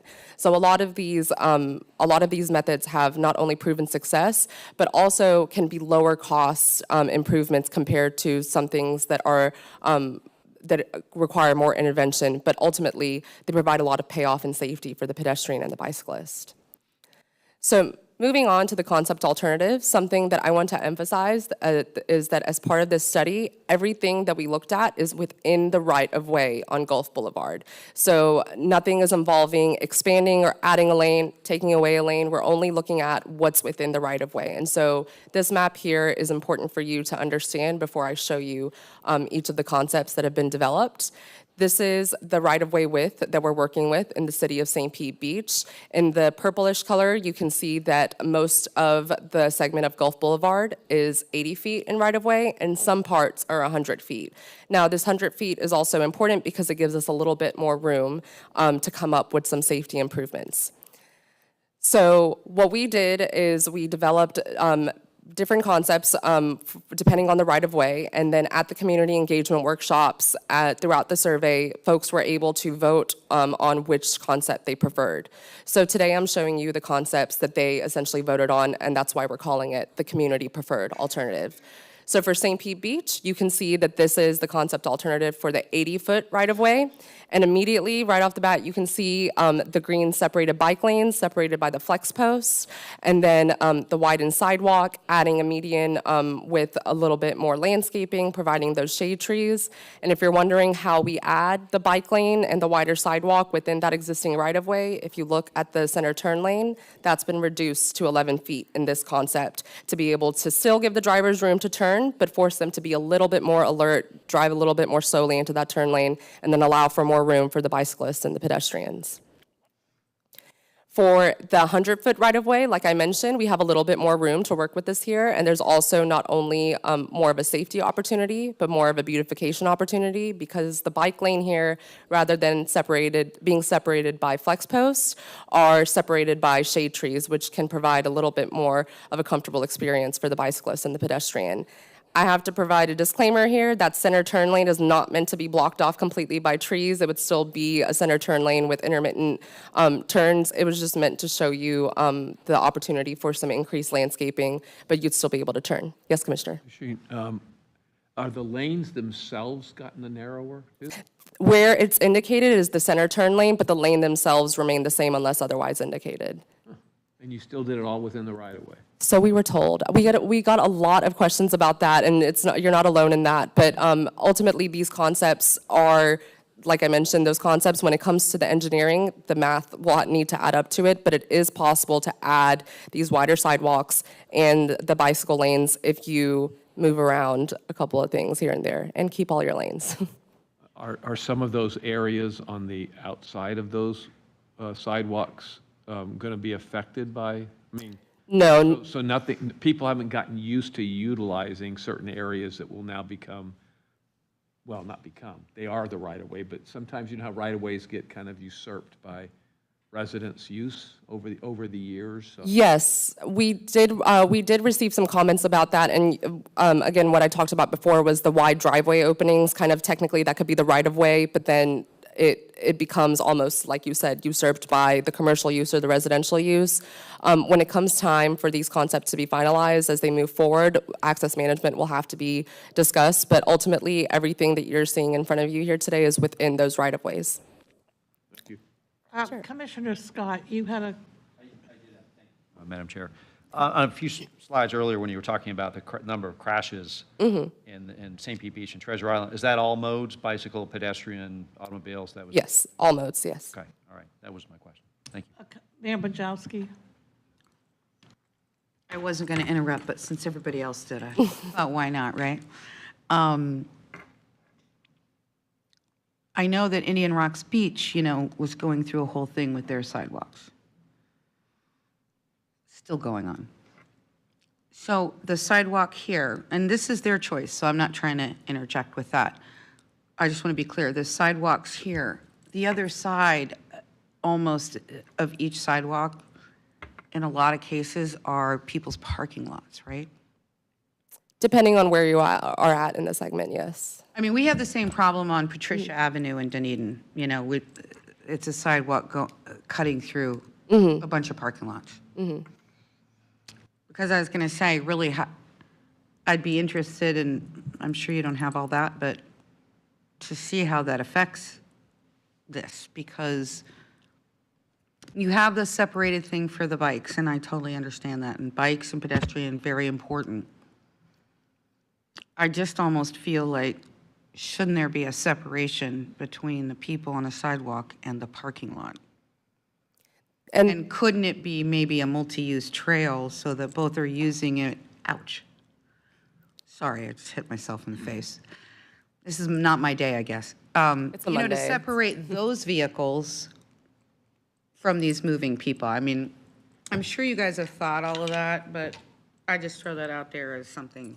Because it's an ongoing problem the whole way down. It is. There's a lot of driveway openings, which is one of the things that were identified in the existing conditions. And these two concepts in front of you weren't the only ones that were presented to the city, and nor do they have to be the final ones that are adopted. These are just, again, what the community said. I like the look of this one better. For the mode of transportation that I use, this looks nicest to me and would improve my safety. So again, because this is a planning study, it's looking at it at the high level to kind of start giving you an idea of how to visualize it. But when it comes time for those final design standards, that's exactly what needs to be considered, is how continuous can that bike lane even be? How continuous can the sidewalk be before we have to consider a driveway opening and the safety that comes out of that? So it's a valid point. Because I would like to see what that looks like and because no matter what you're doing, if you're doing it for two different communities, and I know Indian Rocks wants stuff too, whatever the plan is, it should be consistent, because they all have the same issues, one way or another. When it comes time for these designs too, they have to abide by FDOT standards, so that consistency that you're talking about comes from that process with FDOT, because this is a state road. So maybe I'll discuss some of the next steps that are going to come about this, but if these projects go into construction, there might be an opportunity to be able to show this board what that looks like and how these problems were solved. Because one of the things that concerns me is you've got St. Pete Beach liking this, but what if Treasure Island doesn't like this, and what if Indian Rocks, So I know you guys have your process, and I think you're very good at what you do, so I'm not complaining. This is just a very unique situation because of all the parking lots that the sidewalk goes through. So when you just look at this, it's great, but you're not seeing what's on the other side of the sidewalk, and I'm very concerned about that. That's it. I think that's a good point. I just want to point out, the reason we don't have consistency here is that for Indian Shores, which wants the sidewalk, they have 40 feet of right-of-way. That's a big difference from 80 to 100 feet. Right, and I guess what I just, sometimes, and I'm not accusing you all of this, because I think you guys are planners, so you're kind of visionary and you think bigger than most. But sometimes we get so lost in what St. Pete has, we're designing for that and not thinking about the entire corridor. And I think we should do that. That's something that personally I thought was an advantage of this kind of study, where it looked at a continuous segment of Gulf Boulevard across two jurisdictions, which is not very common. And to your point about whether what Treasure Island liked or didn't like, both communities were in the same project management meetings providing feedback, and I'll provide the concept alternatives for Treasure Island next. A lot of them are similar, but to Whit's point, Treasure Island had different right-of-way options that they were able to work with. So it really calls for these kind of creative solutions. But what's really important is that in this case, we're able to look at a continuous segment of Gulf Boulevard. And ultimately, to your point about the land use surrounding it, FDOT does have what's called context classification standards, where they consider both the transportation and the land use surrounding it. And when it comes time, those will be considered as well. Okay, hold on. Commissioner Scott? Madam Chair, what did you say the right-of-way was in Indian Shores? think it's around 40 feet. Only 40 feet. Now, Indian Shores, they have more of a multi-use trail on each side, right? Like Mayor was Yeah, talking they're about trying to that. get a dedicated sidewalk Okay. with a curb, which they don't have today because people are, and the number of lanes are fewer. Right. But people are using the bike lane as a passing lane, which creates a safety problem. Well, I kind of wonder now, too, with the proliferation of e-bikes, it's probably made that even worse. We need to. No, we need to. Madam Chair, Go right ahead. speaking of e-bikes, Oh, God. Take us down that rabbit hole. but I do know because I attended a presentation of the road improvements on West Bay Drive from Clearwater Largo Road all the way down to Indian Rocks Road. And that improvement plan does not include bike lanes and includes only one 10-foot sidewalk, which is supposed to accommodate both pedestrians and bicycles.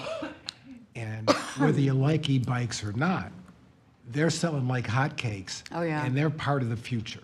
They are. And if we're not planning for that now and making adjustments and modifications now to accommodate those, you're going to see a lot of bike pedestrian accidents on sidewalks that are supposed to accommodate both.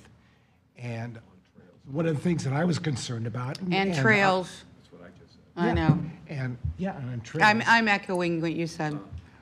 But, I'm advocating for Largo right now. I was very disappointed to see that because this road improvement, which is going to include, resurfacing and making this modification, that's a 20, 25-year, change. And if we don't take care of it now, we're not going to take care of it at all.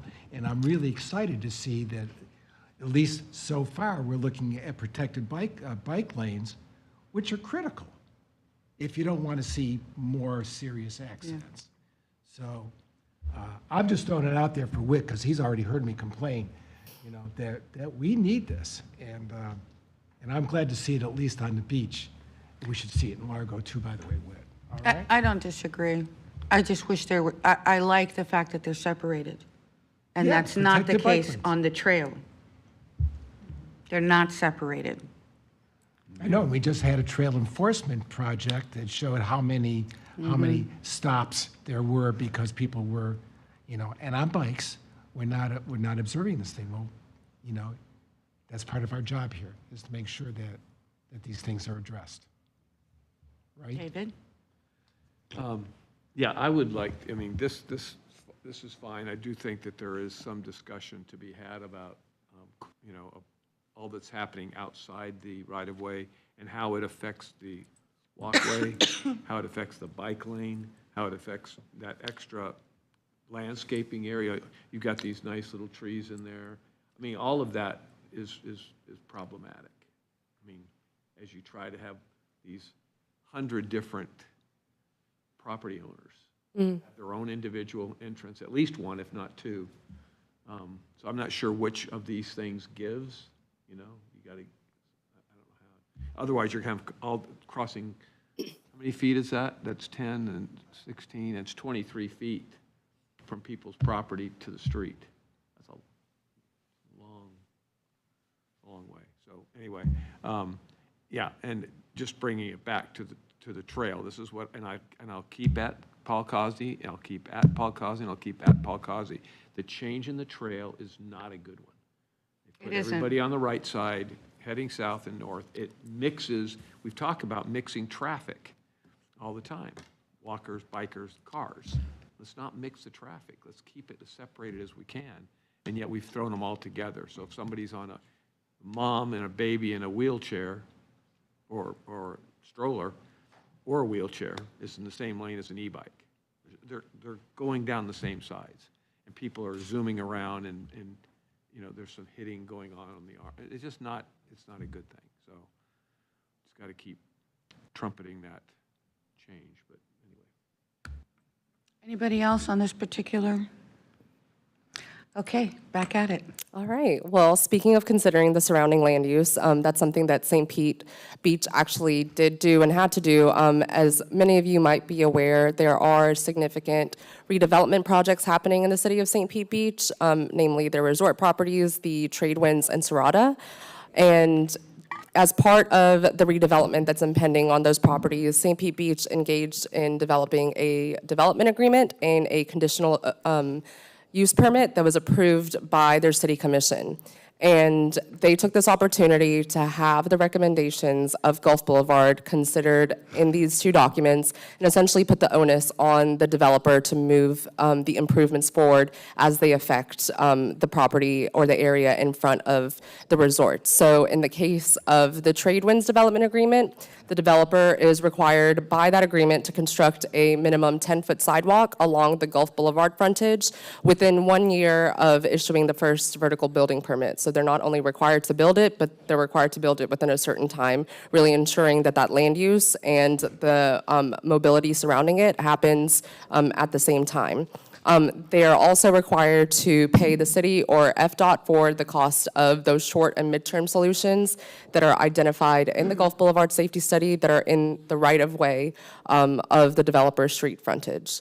And the similar conditions are present in the conditional use permit for the Serrata. Now, both of these properties are quite close together. They're not next to each other, but they're only separated a couple of properties apart. But they have a lot of pedestrian and bicyclist users because of the beach access and the resorts surrounding it. So the city has essentially taken the opportunity to take some of the onus off of the public dollars and put them on the developer. As I mentioned, they were responsible for the improvements in front of their right-of-way. So to demonstrate that, here in front of you, the two circles on the map represent the Trade Winds and the Serrata properties respectively. And the intersection that would likely be impacted is 55th Avenue and Gulf Boulevard. And this slide also gives you an example of the kinds of improvements that were recommended in the safety study. It is a similar format for all of the intersections that have been identified, identifying those short-term and in some cases midterm improvements. Some things like restriping the crosswalk, adding lighting, really low-cost solutions that improve safety for bicyclists and pedestrians, adding RRFBs, which can safely slow down motorists, and in general, this is a really good example of the kind of improvements that have been identified throughout, but specifically, these are the improvements that are impacted by the resort properties that I mentioned.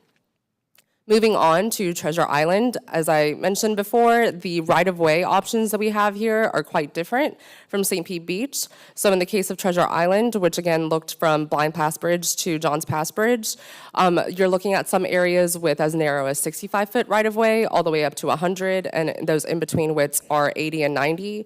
So in the case of Treasure Island, what we looked at was the concepts for the north, central, and south segments that I talked to you about, because if you look at it, they're pretty much separated by the right-of-way based on those geographic segments. So starting with the north segment, what was preferred by the community, again, very similarly, separated bike lanes. It might be kind of hard to see in this picture, but the bike lanes are separated. They're separated by what's called Zikla zippers, which are not rumble strips, more substantial than rumble strips, but still separate the bike lane from the motorist lane. They just happen to be more aesthetically pleasing, but don't take away from the safety aspect of it. And as well here, while the measurements aren't directly on the diagram, they're off to the side. You have that reduced center turn lane. You have the opportunity for intermittent landscaping and as well as some widened sidewalks to 6 feet. And then the central segment, this is where we have a little bit more room in the right-of-way. From the right-of-way map that I showed you, you have the opportunity to have a separated bike lane with the same Zikla zippers, but then shade trees for the pedestrians. Again, that reduced center turn lane, intermittent landscaping on the medians, and adding a wider sidewalk as well.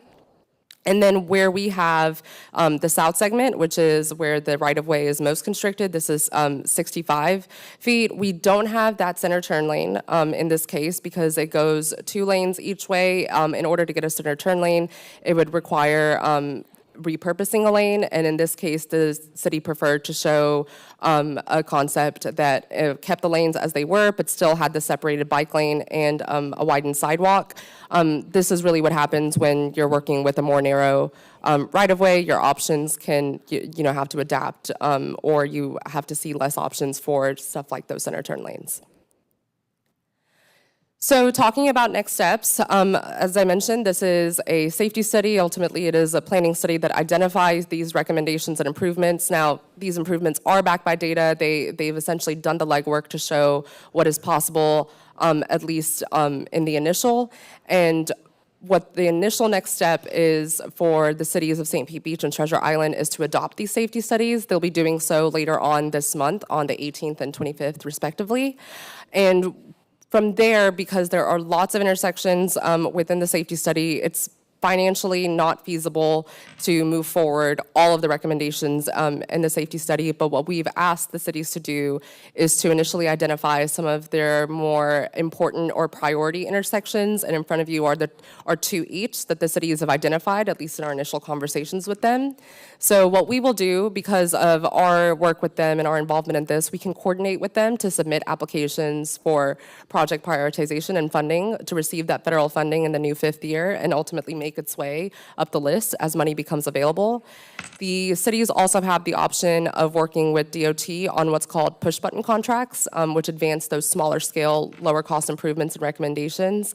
And DOT being heavily involved with this is an advantage for that, to be able to have that open line of communication and move that forward where possible. And the cities always have the option of seeking or considering grant opportunities for advancing these recommendations. Essentially, what these studies do is put forth all of these recommendations and show we've done the work here, here's what we'd like to improve, and this is the funding that we're applying for as they choose each of these avenues. But ultimately, what I want to impress upon this board is that this was a lot of coordination that went in. It's not very common for two cities to embark on safety studies like this at the same time on a continuous segment of a state road. So we commend the cities for doing this, and we were happy to help them bring it to the finish line. That's all I have. Are there any questions? Commissioner Scott? Thank you, Madam Chair. So would we envision seeking funding for both these projects at the same time, or would we prioritize one over the other, or what do you think on that? It would depend on the readiness of each of the cities, and what we're going to be doing is over the next year working with them to discuss those two intersections each that are up there, and then submit the applications. And of course, we have to look at it in the context of the prioritization list as a whole, but we do know that this is something that's forthcoming and will hopefully eventually make their way on the list. It all depends on where the rest of the money falls. Great. Appreciate that. Good work. Thank you. Mayor Bujalski? I was just going to ask, I noticed that in the Treasure Island community preferred graphic, it did not have a green painting for the bike. On this one? Mm-hmm. And it had different protections to the bike lane. Why? So the city of, answering your question about the different protections, the city preferred the Zikla zippers, and interestingly, when we brought the concepts of the flex posts to St. Pete Beach, one of the things that the residents told us is that I want that separated bike lane, but I think the flex posts look a little too cluttered. Then we told them about what the city of Treasure Island did, which is the Zikla zippers, as they're called, that still provide that separation. It was just a matter of preference, and I think the aesthetic of it, it does make the road look less cluttered. And that is the answer to why those are different.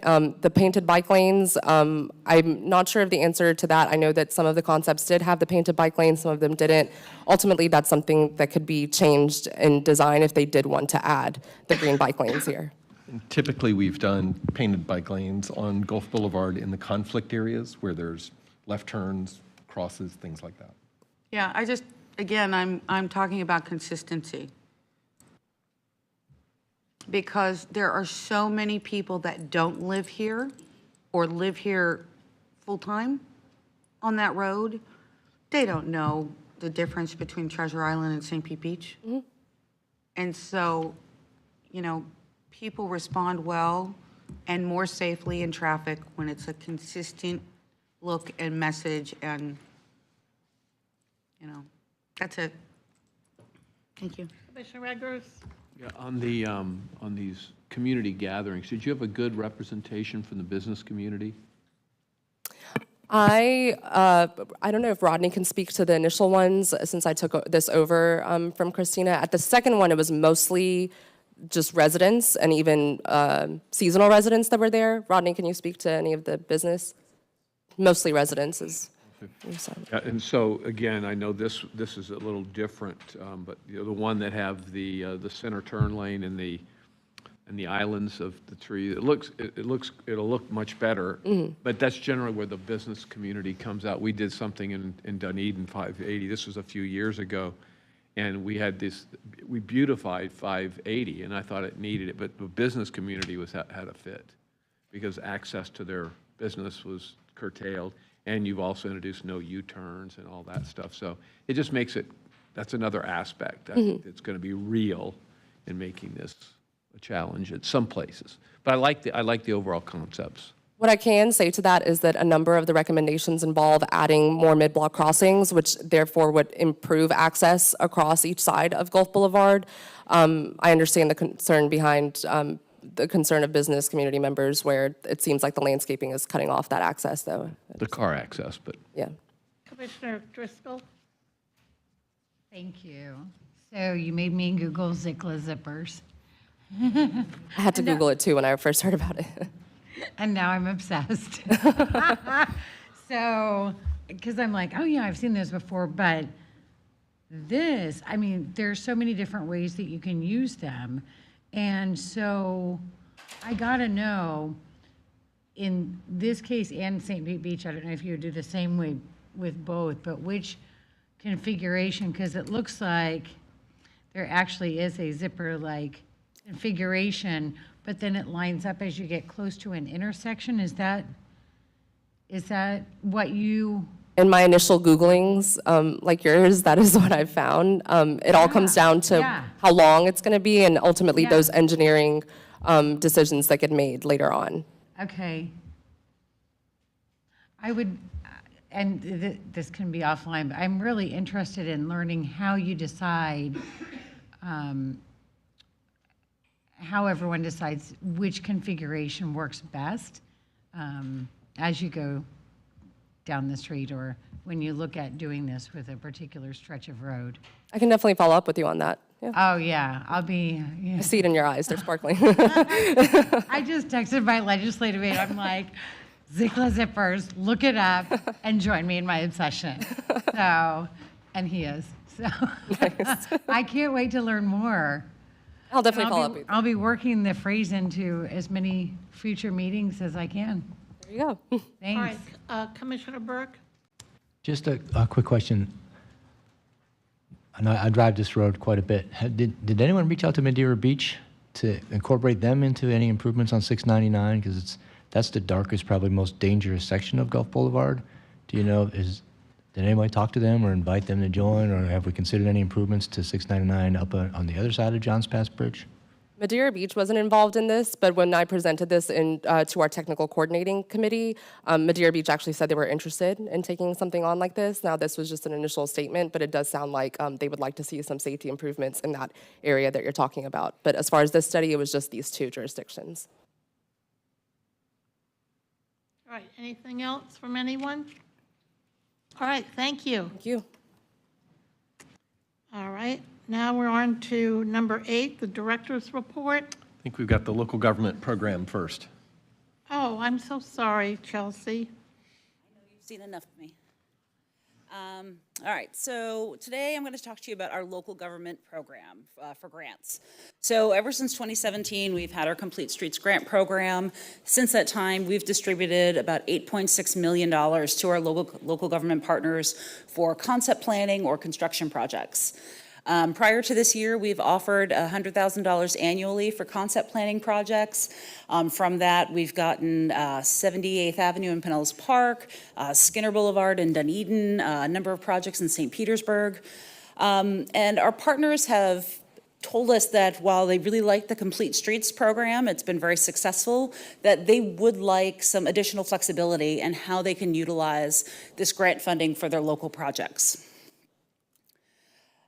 As we're looking, or as we're working towards adopting the long-range transportation plan, these are the goals that we have in the adopted plan that we do intend to carry forward with the next LRTP that we'll be adopting in October. We really want to make sure that the grant funds that we're providing to our local partners are supporting all of the goals of the long-range plan and not just a focus on complete streets. So we kind of went back to the drawing board, and we are proposing to revamp our Complete Streets program. And these are some highlights of how we're looking to do that. For the planning grants, we're proposing that we offer $150,000 annually to our local government partners with a minimum request of $35,000. All government agencies would be eligible for this. We were approached about partnering with nonprofits, and that is an option, but any investments do have to be on the public right-of-way since these are federal dollars. And we will consider all planning studies that are related to transportation. We would prefer a linkage to land use, given that our agency does address both transportation and land use. And this can be expanded beyond, it can still include a complete streets project if that's what a local government would like to do, but we'll also expand it to corridor studies, safety evaluations, community outreach that's targeted towards a specific issue that a local government may have, multimodal counts and equipment for that. Standalone parking studies will not be eligible, but if a local government would like to look at, say, a neighborhood or a certain district that includes a parking component, then it would be eligible, but just not standalone. And that last bullet there, seeking guidance in advance from Forward Pinellas staff, it is no longer strongly encouraged. We met internally last week, and it will be required. So we want the local governments to sit down with us. This funding, while it is fairly flexible, it does still have some limitations, like it cannot be used on technical design work. So we really want to make sure if a local government intends to go through the process and seek funding from us, it's going to be eligible and that they've coordinated with us. The data that will be required in the application is going to be very similar to what we already require the local governments to provide through the Complete Streets program. In the past, we've kind of given a very general outline of what we're looking for, and the local governments have been able to submit in any format that they desire. This has led to a bit of difficulty in scoring and reviewing applications, so we are working on creating an online fillable application form that will be required to be utilized. And then some new things is we're going to be looking for information on how the project relates to the MAX index. More defined scoring parameters are currently under development. With our Complete Streets program, we had a panel of local government officials who did not submit applications, and they all got together and they reviewed the projects on its merit. But we're developing a kind of a loose scoring system. On a scale of 1 to 5, how does this project improve safety in a community? Or on a scale of 1 to 5, how does the project engage the public? Or what's the level of public engagement? So we do intend to still use a panel of local government staff that are not submitting applications. And we're still working on refining that scoring process, but we hope to have that done pretty soon. We're also going to be seeking stronger documented support from an elected board and the administration of each applicant agency. And funding would be available in fiscal 25-26, so starting July 1st of next year.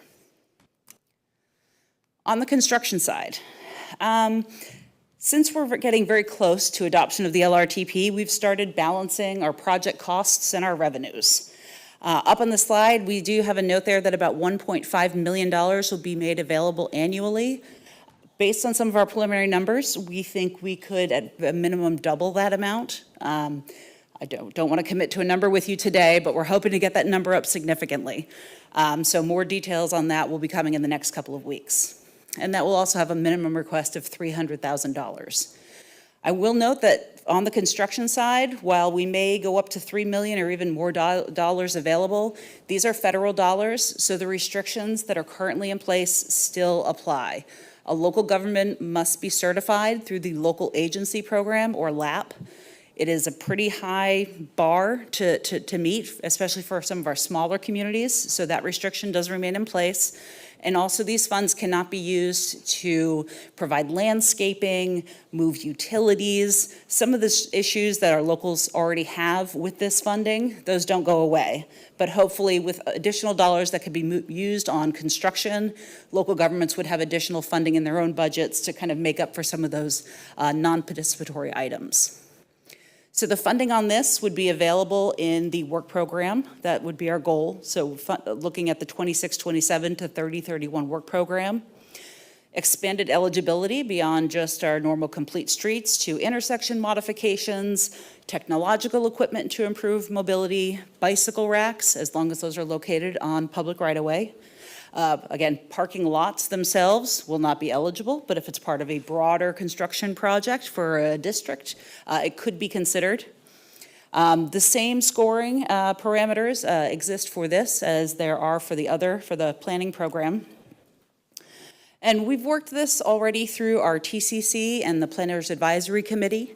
We've gotten some pretty good feedback from them so far that they are very supportive of this program and the additional funding that could be available. We're hoping to open a call for projects in July. We're currently working on the scoring right now internally, and we're scoring some of the complete street project applications that we've received in years past to kind of test it out and make sure that our scoring gets us where we need to be. And then we're hoping to make those planning funds available July 1st of next year, and then have construction funding in the work program tentatively in the 30-31 time period. So today we're asking for you all to authorize staff to issue the call for projects for the new grant program. And we will go ahead and issue that call for projects in the next couple of months from our local government partners. And just as a reminder, since this is the MPO side of the budget, these projects have to be transportation related in some way, shape, or form. There are local match requirements on some of these projects, so something to think about as your communities put together the funding applications. Federal dollars do require some kind of local match. And with that, I'm happy to take any questions. Any questions? Thoughts, concerns? Commissioner Burke. Just one, I think I asked you last year. Can you make sure that this board is on whatever emails you send out on the call for projects? Absolutely. And we also intend to hold a webinar for our local government partners to be able to share this information with them in a public forum. And then we're happy to meet with anyone individually as well. Commissioner Floyd. Thank you. You mentioned on some of the construction funding, the potential for it going up. Mm-hmm. Any idea when that might happen or what the constraints are there? We would hope to aim for the new 5th year of the work program, so 30-31, and then all the constraints would just be as, you know, the funding currently is you can't use it for moving utilities and drainage work, things like that. Mm-hmm. Okay. But we're hoping to increase it significantly. Okay, but that's for the new work program. Correct. Okay, we did increase it recently, didn't we? I think we increased it to 1.5 from 1 million, and our goal is to get above 3 million this time. Okay, cool. Okay, sounds good, thanks. Thank you. Anybody else? All right. Thank you, Chelsea. Thank you. And for the record, there is no citizens asking to be heard on this item. Thank you, and I understand this is a voting issue as well, so may I have a motion? Please. Second. All right, it's been moved and seconded, and it's a roll call vote, Chelsea? Just all in favor. All those in favor, please signify by saying aye. Aye. All right, and now, Whit, is it time for your report? It's time for me. Okay. All right, I'll cover a couple items. One, just under the spotlight emphasis, wanted to update everybody on the US 19 North. We did go and make a presentation to the Tarpon Springs Board of Commissioners last month, and it was a good discussion. I thought we had a good dialogue.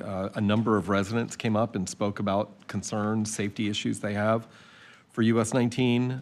We did not ask the board to choose an alternative. You may remember we presented to this board the viaduct option versus the regular interchanges, and we said that we would then engage the business community. We had a subsequent meeting with the Florida Department of Transportation, and What they asked us to do is to prioritize a corridor study for that part of US 19 so that we could look at it more holistically and take into account the considerations of the viaduct and other options. We don't want to rush into a decision on that because there's going to be a lot of engagement. So we are going to continue to meet with the business community up there. But what we thought would be a better approach would be to fold in the public involvement and the workshops and things like that with this corridor study, which we would hope to get started next year, potentially, in the next year or so. And that will allow us a better framework for utilizing the department's consultants and testing alternatives and evaluating, different uses, whether it be underneath US 19 or the land uses along the corridor, which the county has been interested in evaluating and developing a plan for in the meantime. So I just wanted to give you an update on that. I have a meeting with the mayor in Tarpon Springs to explain that approach. And again, I think our entire staff felt like that's a pretty big concept. So for the long-range plan, we're going to include capacity improvements for the US 19 corridor as a project, and we're going to do our best to come up with an estimate. But then we can always come back and amend the long-range plan later once we have that corridor study and community input. Any questions on that?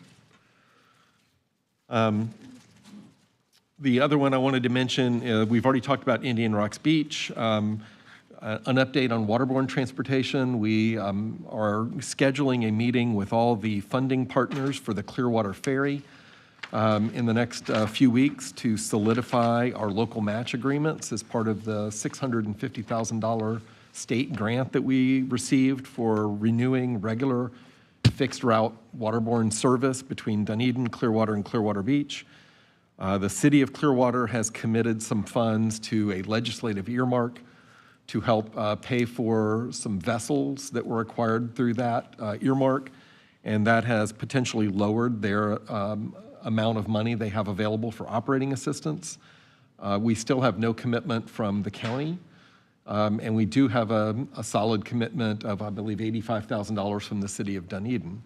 So we just need to kind of work all that out together, and we're going to schedule a meeting that will involve county staff as well as city staff and elected officials and Clearwater elected officials and staff. So stay tuned on that. The goal is to still get service started by October, and PSTA is about ready to release a request for proposals. Any questions on any of that? I'll just keep going then. The TMA Leadership Group meeting, I think I've covered already. Again, we've built some consensus on that, so I don't need to say all that again. At the September meeting of the TMA Leadership Group meeting, we will be discussing the role of small cities in formation of the Regional MPO Voting Board, and we're looking to hold that meeting in a small city, maybe in Temple Terrace, which their mayor has been a strong partner in these regional discussions, and I think that would be a nice gesture. Let's see, and you have your minutes in the packet there as well. The next item is a Drew Street update, and I just want to walk you through where I think we've found consensus, and I know it's really hard to see up on the slide, so you do have an 8.5 by 11 or 11 by 17 in front of you. And I want to just first thank the Department of Transportation, Justin Hall in particular, and others who really went into action 2 weeks ago or so when it was pretty clear that the city of Clearwater was not going to support this concept. Thank you very much. And I want to emphasize for everybody watching or in this room is that, as you see on our priority list and our TIP, we don't fund roads. We fund a project, a specific project. And so we had a specific project that this board voted on, made a priority, and we've had legislative intervention, we had a new election for a new city council, and it's pretty clear that the new city council didn't support this particular project. In the meantime, FDOT was doing what the legislature demanded, which is another study to determine if it was feasible. So 3 studies determined it was feasible, but we still didn't have an agreement. So they jumped into action and said, all right, well, what can we do to solve the safety problem? So what you have in front of you is what I would consider a compromise strategy that focuses on the specific safety challenges in the corridor. In particular, DOT looked at the turning movement traffic volumes and the crashes, the fatalities, and they have a solution for each of those. So I'm going to start on the west side and move my way east. The concept on the far western end, which is from Osceola to Myrtle, remains the same as the original project that we prioritized. That is for a lane reduction or a lane repurposing from 4 through lanes to 2 through lanes, and the addition potentially of a 2-way cycle track where the Pinellas Trail interfaces with Drew Street that would take you down to Coachman Park and out to the trail that goes all the way out to the beach. That concept can get modified during design. We're not set in stone, but that's the concept. At Myrtle Street, or Myrtle Avenue, I'm sorry, going that direction, I think you can see it's at the top of the graphic. At Myrtle Avenue, there will be a long left turn lane in the westbound direction and a shared through right lane in the westbound direction. So effectively a little bit of a lane repurposing there. The heaviest movement are the southbound left movements there, and the volume drops off dramatically going west of Myrtle. The signal timing will have to be adjusted as well, of course. In the eastbound direction, it'll be 2 through lanes, continuing as is today. The department looked at the section from North Washington Avenue to Betty Lane, where there's a significant number of crashes at the Missouri intersection and Northeast Coachman with Drew Street, which is kind of a weird angled intersection. On the graphic, you can see that on the bottom part down here where it comes in, and then Missouri is the north-south. At that location, the department is proposing to restrict the turns left onto Northeast Coachman from the westbound Drew Street and have just a right in, right out, leaving Northeast Coachman. So you'll be able to turn in from the eastbound direction or out from the northeastbound direction. And there will be a dedicated turn lane at Missouri Avenue. From that section of North Washington Avenue to Betty Lane, the department has determined that there's enough right-of-way available to widen the road to put in a center turn lane and a dedicated turn lane at those intersections. That's the major movement, has been a lot of traffic volume going north on Missouri, making a right to make a left on Betty, and then in the opposite direction, south on Betty to make a right and then a left on Missouri. And you're skating across a lot of fast-moving traffic there, and that's where a lot of the crashes are occurring. So that would accommodate those movements. For the section from Betty Lane to Keene, there are no specific improvements identified in this concept, but the City of Clearwater, in their action on Thursday evening to support this, and I want to commend Councilmember Albritton, you gave a very eloquent discussion of the needs in that area. The department has promised to look at every aspect of safety management and speed management in that area to moderate the speeds, because that's where the narrow lanes exist, where they're 9.5 feet wide. It is a residential section, and in the westbound direction, you're headed downhill, so it's very easy to get up to 50, 55 miles an hour through there. The challenge is there's no right-of-way available, and this does not anticipate acquiring right-of-way. That might balloon the cost considerably. So speed management, potential mid-block crosswalks, potential speed feedback signs, pavement markings, signage, maybe a higher presence of law enforcement commitment there in that area. And then for the segment from Keene East to US 19, again, this goes a long way out to US 19. There's no lane repurposing. However, the travel lanes will be narrowed to about 11 feet. The center turn lane will be narrowed a little bit, and the bike lanes will be widened by a foot to 5-foot bike lanes, and there will be some mid-block crossings for pedestrians. That is consistent with the concept this board has voted on. So segment 1 on the far west and segment 3 on the far east are staying exactly as the concept imagined. It's that middle section where the department has identified targeted intersection improvements and bringing the road a little bit more up to a state standard by having that dedicated center turn lane to get the left turning traffic out of the traffic stream. So you have maybe less jockeying for position. I do think there is still a position for higher speeds in that area if we're not careful, so that's why the speed management approach needs to be considered. And Justin Hall's here and Secretary Gwynn both came to Clearwater workshops. Did I cover everything adequately? Is there anything you'd like to add? There's some additional details, engineering that you're working on. So they're going to need temporary construction easements from everybody who has a driveway along that section that's being widened.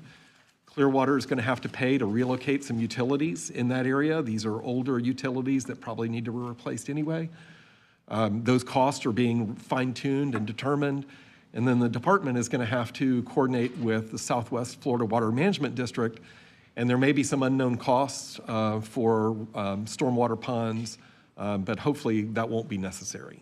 So again, that engineering work will need to be decided. The good news is, in my view, is this keeps the money in place for FY26, assuming this board agrees that the project, as modified, is still consistent with the basic purpose and need that you all made it a priority. And so, you know, when I tell the department, well, I've heard this concern, I've heard that concern, they say, well, it's up to your board.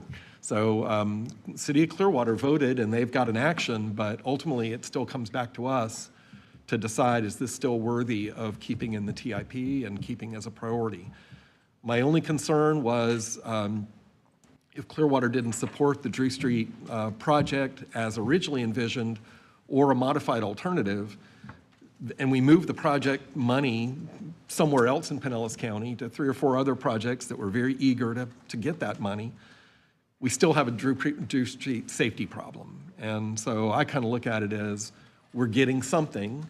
It's maybe not everything we wanted when we put the concept forward, but it's a significant improvement. And I like to consider this an interim project that we're going to evaluate, and we're going to come back and maybe have another bite at the apple in a few years. But I just wanted to give you that summation and see if you had questions.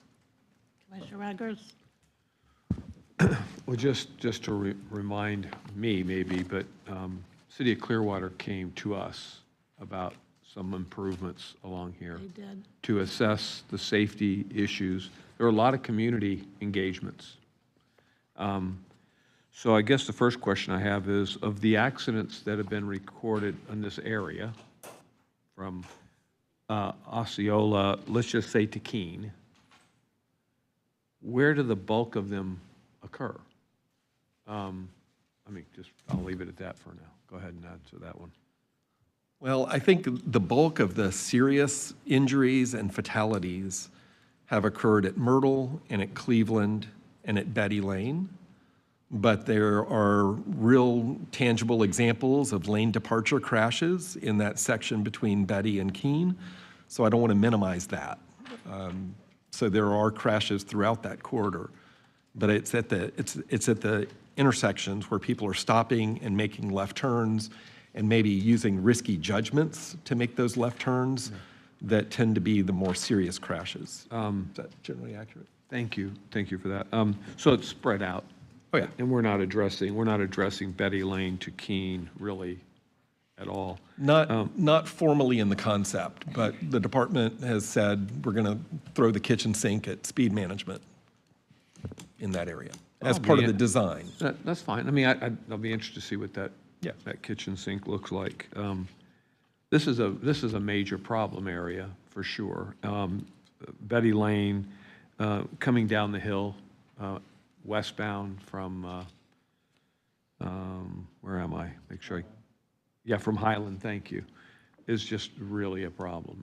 It not only is a problem for cars, not only is it a problem that you have this much width between lanes that are flying at about sometimes 50 miles an hour, but you also have problems of people walking on sidewalks. We talked today about 10-foot wide sidewalks and 5-foot wide, 7-foot wide sidewalk. Here, I think you may have a 4-foot wide sidewalk with a telephone pole in the middle of the sidewalk. I think it's 22 inches if you measure it. 22 inches. So it really creates handicap issues. When we've heard stories about handicapped folks trying to navigate around poles, but even getting onto the street to cross one of the crossing streets that gets them out into Drew Street. I mean, I'm not trying to be dramatic about it. This is just takes one. And we've had situations where they've actually fallen over and, had to be picked back up. So this area that they're ignoring is really the most important area in my mind.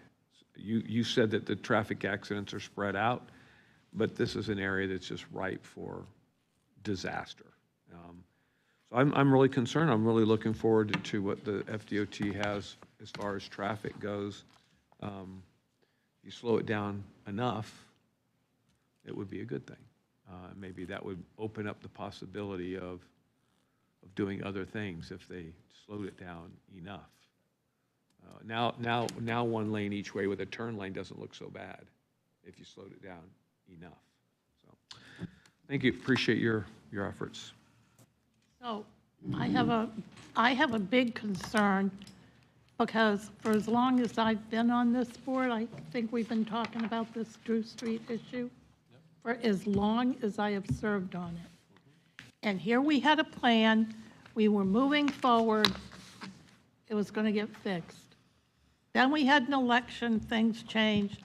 I have no confidence at all that the same thing isn't going to happen again. That well-intentioned people have worked really, really hard to solve this problem. And then people who have no background, don't know anything about what we've already done and how much time has been spent on it, decide they don't like it and they want to start all over again. Don't call that an honest broker, number one. And number two, like you said, Whit, we have project ready, just, things that are going on all over this county where they're just biting at the bullet to get this opportunity. So do we keep on working on this exercise in futility, or do we shift the dollars to somebody that really wants it? Well, I mean, I'm honest to God, just really concerned about that. That's Just because of the length of time it's taken to get right here, and here we're starting all over again. Right. That's the sentiment I've expressed. I think the challenge with Drew is that it's a road that just functions in a lot of different ways. It is, the mayor of Clearwater has described it as a reliever road for State Road 60. Well, if you look at it through that lens, then the intent is to funnel traffic as fast as possible and bypass State Road 60.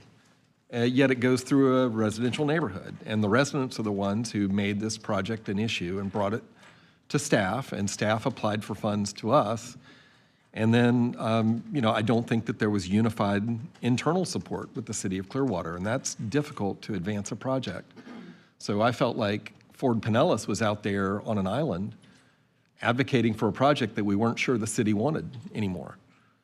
And so I think this is the best solution because it gives us a win-win. It does give us safety improvements. It gets a lot of what the original project concept was done. We are modifying it in that middle area, and we're just going to have to evaluate it and see what we can do. But I think it's better to advance a project that we know will help improve safety than to walk away in frustration because it's not the ideal solution. And, in transportation, it's the art of compromise, and here we are compromising.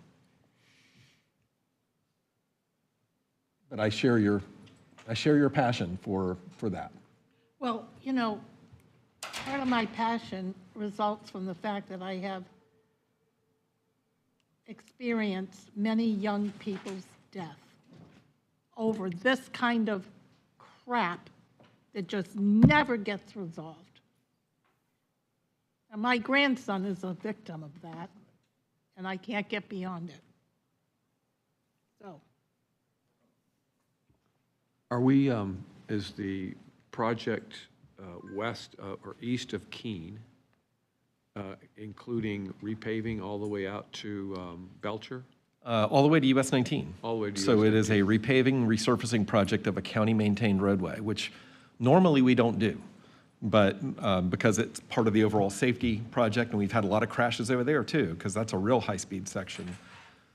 It does widen the bike lanes, and it does add for those mid-block crossings, and that will help moderate speeds, as will 11-foot lanes instead of 12-foot lanes. What's the current speed limit from, say, Saturn West to the golf course through there? Is that 40? That's 40. And so the department is targeting a 35-mile-an-hour speed for that section where it's 40 to the west, and then to the east, I believe, where it's 45, that would drop to 40. So speed limits So will... from 40 to 35. Right. Oh, the courage to go to 30. Well, and then it is 30. You know as well as I do, it never works. It is 30 miles an hour when you get west of, it's west, it's a little further west of Betty Lane, but you're right, it's around there. All the way to Osceola is 30. I mean, and really, again, Or 35 to 30. Yeah, that's when you start to get downtown. It's- Not trying to be overly dramatic about it, but if you haven't walked it, you need to walk it. Yep. Because it's dramatic if you're walking on the sidewalk. I mean, I wouldn't do it. I mean, I did it because of this job, but it was, it's crazy. I mean, it is literally just dangerous walking along that place. So anyway, so speed limit will be a big piece of it. For the widening of the bike lane from Keene out to 19, I guess, which is a real speedway. It's going to go from 4 feet to 5 feet?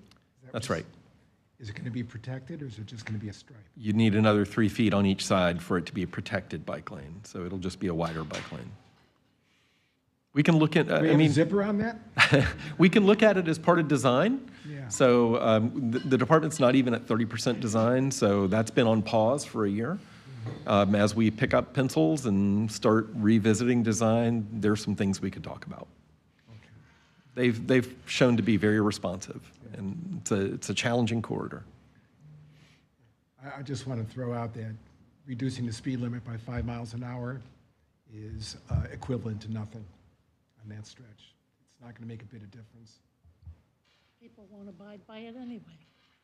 I mean, People don't abide by it anyway.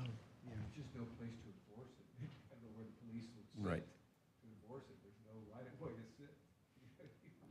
Pull you off into the neighborhood, I guess. Yeah, I mean, no, I'm saying I guess that you'd have to follow other cars up and down the road. I also want to say something about how heavy a lift the department has played in getting the funding in place for this. This is a state road, but we're spending $250 million on US 19. We're building the Howard Franklin Bridge. We're expanding I-275. I mean, there's much bigger fish to fry.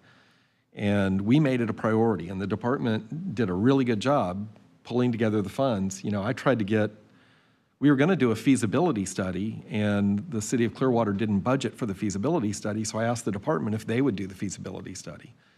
They put together the money for that. So, I've pushed for this project because you all made it a priority, and they've come through every step of the way with funds for design, funds for construction, and I just think they need to be thanked for that effort, because it's a big lift. They do, and this is no reflection on them, Whit. No. But I mean, I just bow to them. I mean, they have really been put through a lot. they have, and okay. I guess we could beat this up for another. Floyd?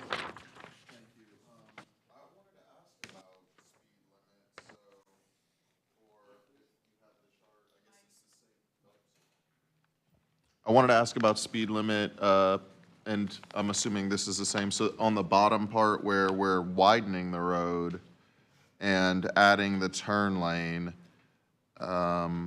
without, now people won't be sitting in that left-hand lane trying to turn left. Seems like the traffic flow is going to be easier, and the speed limit and a speed limit reduction in that area it's not making intuitive sense to me right now, how you might ease traffic flow and lower the speed limit. Can you speak to that at all? Well, I mean, I think that's a fair observation because you are now reducing some of the friction that happens. But I think you're also getting traffic that's looking to turn out of the traffic lane, and that'll improve safety. So it's kind of a trade-off there. Yeah, I definitely see the safety part of that, but then it was the speed limit that I was specifically thinking of. Is that I don't know what it looks like, what throwing the kitchen sink at it looks like, but it seems like traffic's going to flow easier. We're going to have to focus on that during design and just come up with some ways to reinforce that. Okay. Speed feedback signs actually do work. They show people how fast they're going. Yeah, yeah. That's one component. Those could be out there. There's not much, differentiation in we probably don't have the right of way to create horizontal deflection in there, but there's some things you could do with pavement markings and signage as well. Okay. And then one other quick thing is this long left turn lane. That's going to be for turning, I guess, in and out of, there's just one business there as well. And I'm just wondering, like, how intuitive that's going to be to drivers. Like, Mark, is you going to have to start 2 blocks back, or? There'll be a transition. They'll have to transition into that left lane, so you'll have to set it up with signage and pavement markings so it's clear. All right. Councilor Albritton? Yeah, I just wanted to maybe elaborate a little bit on that area from, I guess, east of Betty Lane to Saturn, which is the first light before you get to Keene. It's all residential in there once you get past the country club.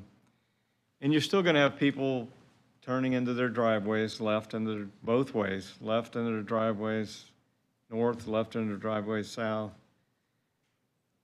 So I figure if we can non-synchronize the lights, that'll help slow people down instead of blowing through. And,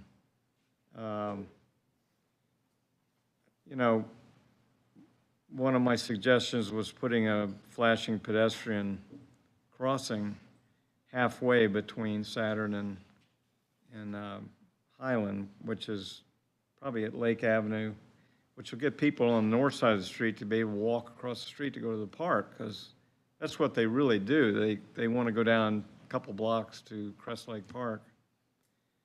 That may help things too. So, I mean, the FDOT will come up with maybe some other things, maybe signage too for, warning wide trucks that, don't go side by side, around Duncan, because you won't have any mirrors when you get to the other side. I think we can do that, and we owe that to the people in the neighborhoods there.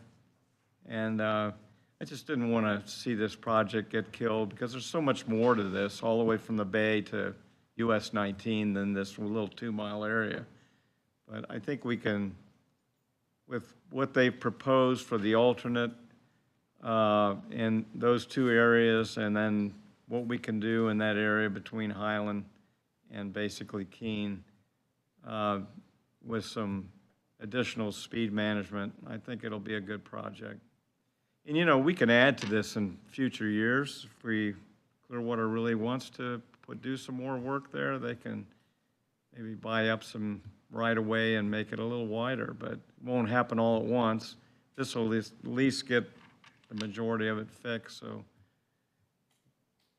I still think the original plan is the best plan, but sometimes, I thought it was going to die, to tell you the truth, if we didn't get the extension, and if FDOT wasn't so good at coming up with the alternate plan in 2 weeks, it would have been a dead project. So I'm glad that they did that, and I'm glad that Clearwater realized and voted, to get it on with it. So.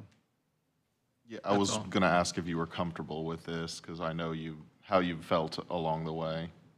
Yeah. Well, I mean, it's not the best, but I think it's better than doing nothing. And if we did nothing, we would still be left with what we have now. I mean, it's something is better than nothing. And everybody knows that what the issues there are there now, and I think we can expound upon this project in the years to come and make it a little bit better, so. I was going to also ask, one, I don't know if this has come up or not yet, but this seems to be, and I think you mentioned this before, a lot more involved than previous with like right-of-way and stuff. And so we're getting something that all of us are not, well, I don't know about all of us, but a lot of us are not as happy with, and it seems to be costing more money. And I just think that needs to be acknowledged, and because that's a source of frustration for myself.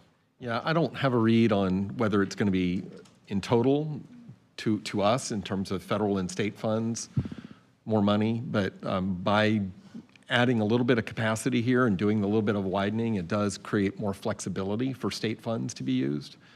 But there clearly will be more money that the city of Clearwater has to pay than under the previous alternative. Just one last thing. Just one last thing, I promise. I know. I don't know what solutions there are available that are realistic, because we only have those 2-foot sidewalks in some places. Is there any kind of guard that can be put up on that sidewalk at all, that in those certain areas where you literally, if you just happen to stumble to the left, you're in traffic? Is there any guard that can be put up at all? Anyway, just a thought. You don't need to answer now, but it's really, really, really dangerous. So. We can look at that as part of the design. One of the other things that I wanted to say too, I didn't want to mention too much about this, but we are talking to Duke about underground powering some of that stuff there. Because they are, these power poles are right in the middle of the sidewalk. It's ridiculous, so we're working on that. All right, well, this does not require an action unless you all wanted to make an action. But we incorporated it into we didn't change the TIP, we didn't change the priority list. I thought I was going to have to if we were going to have to move the money somewhere else. So you've already kind of taken action on the TIP, so unless somebody feels particularly strongly to send a message, I think, my recommendation is to move forward with this and evaluate it, which we're committed to doing. I'll do so under protest. I think we should vote. I think we should vote on it. If that's the Send will. right message. And I'm not saying. We vote on it, Yeah. I'm going to vote no. Well. What's that? That's what I said. So we're just afraid to vote on it, okay. I'm not afraid to vote on it. Oh, okay.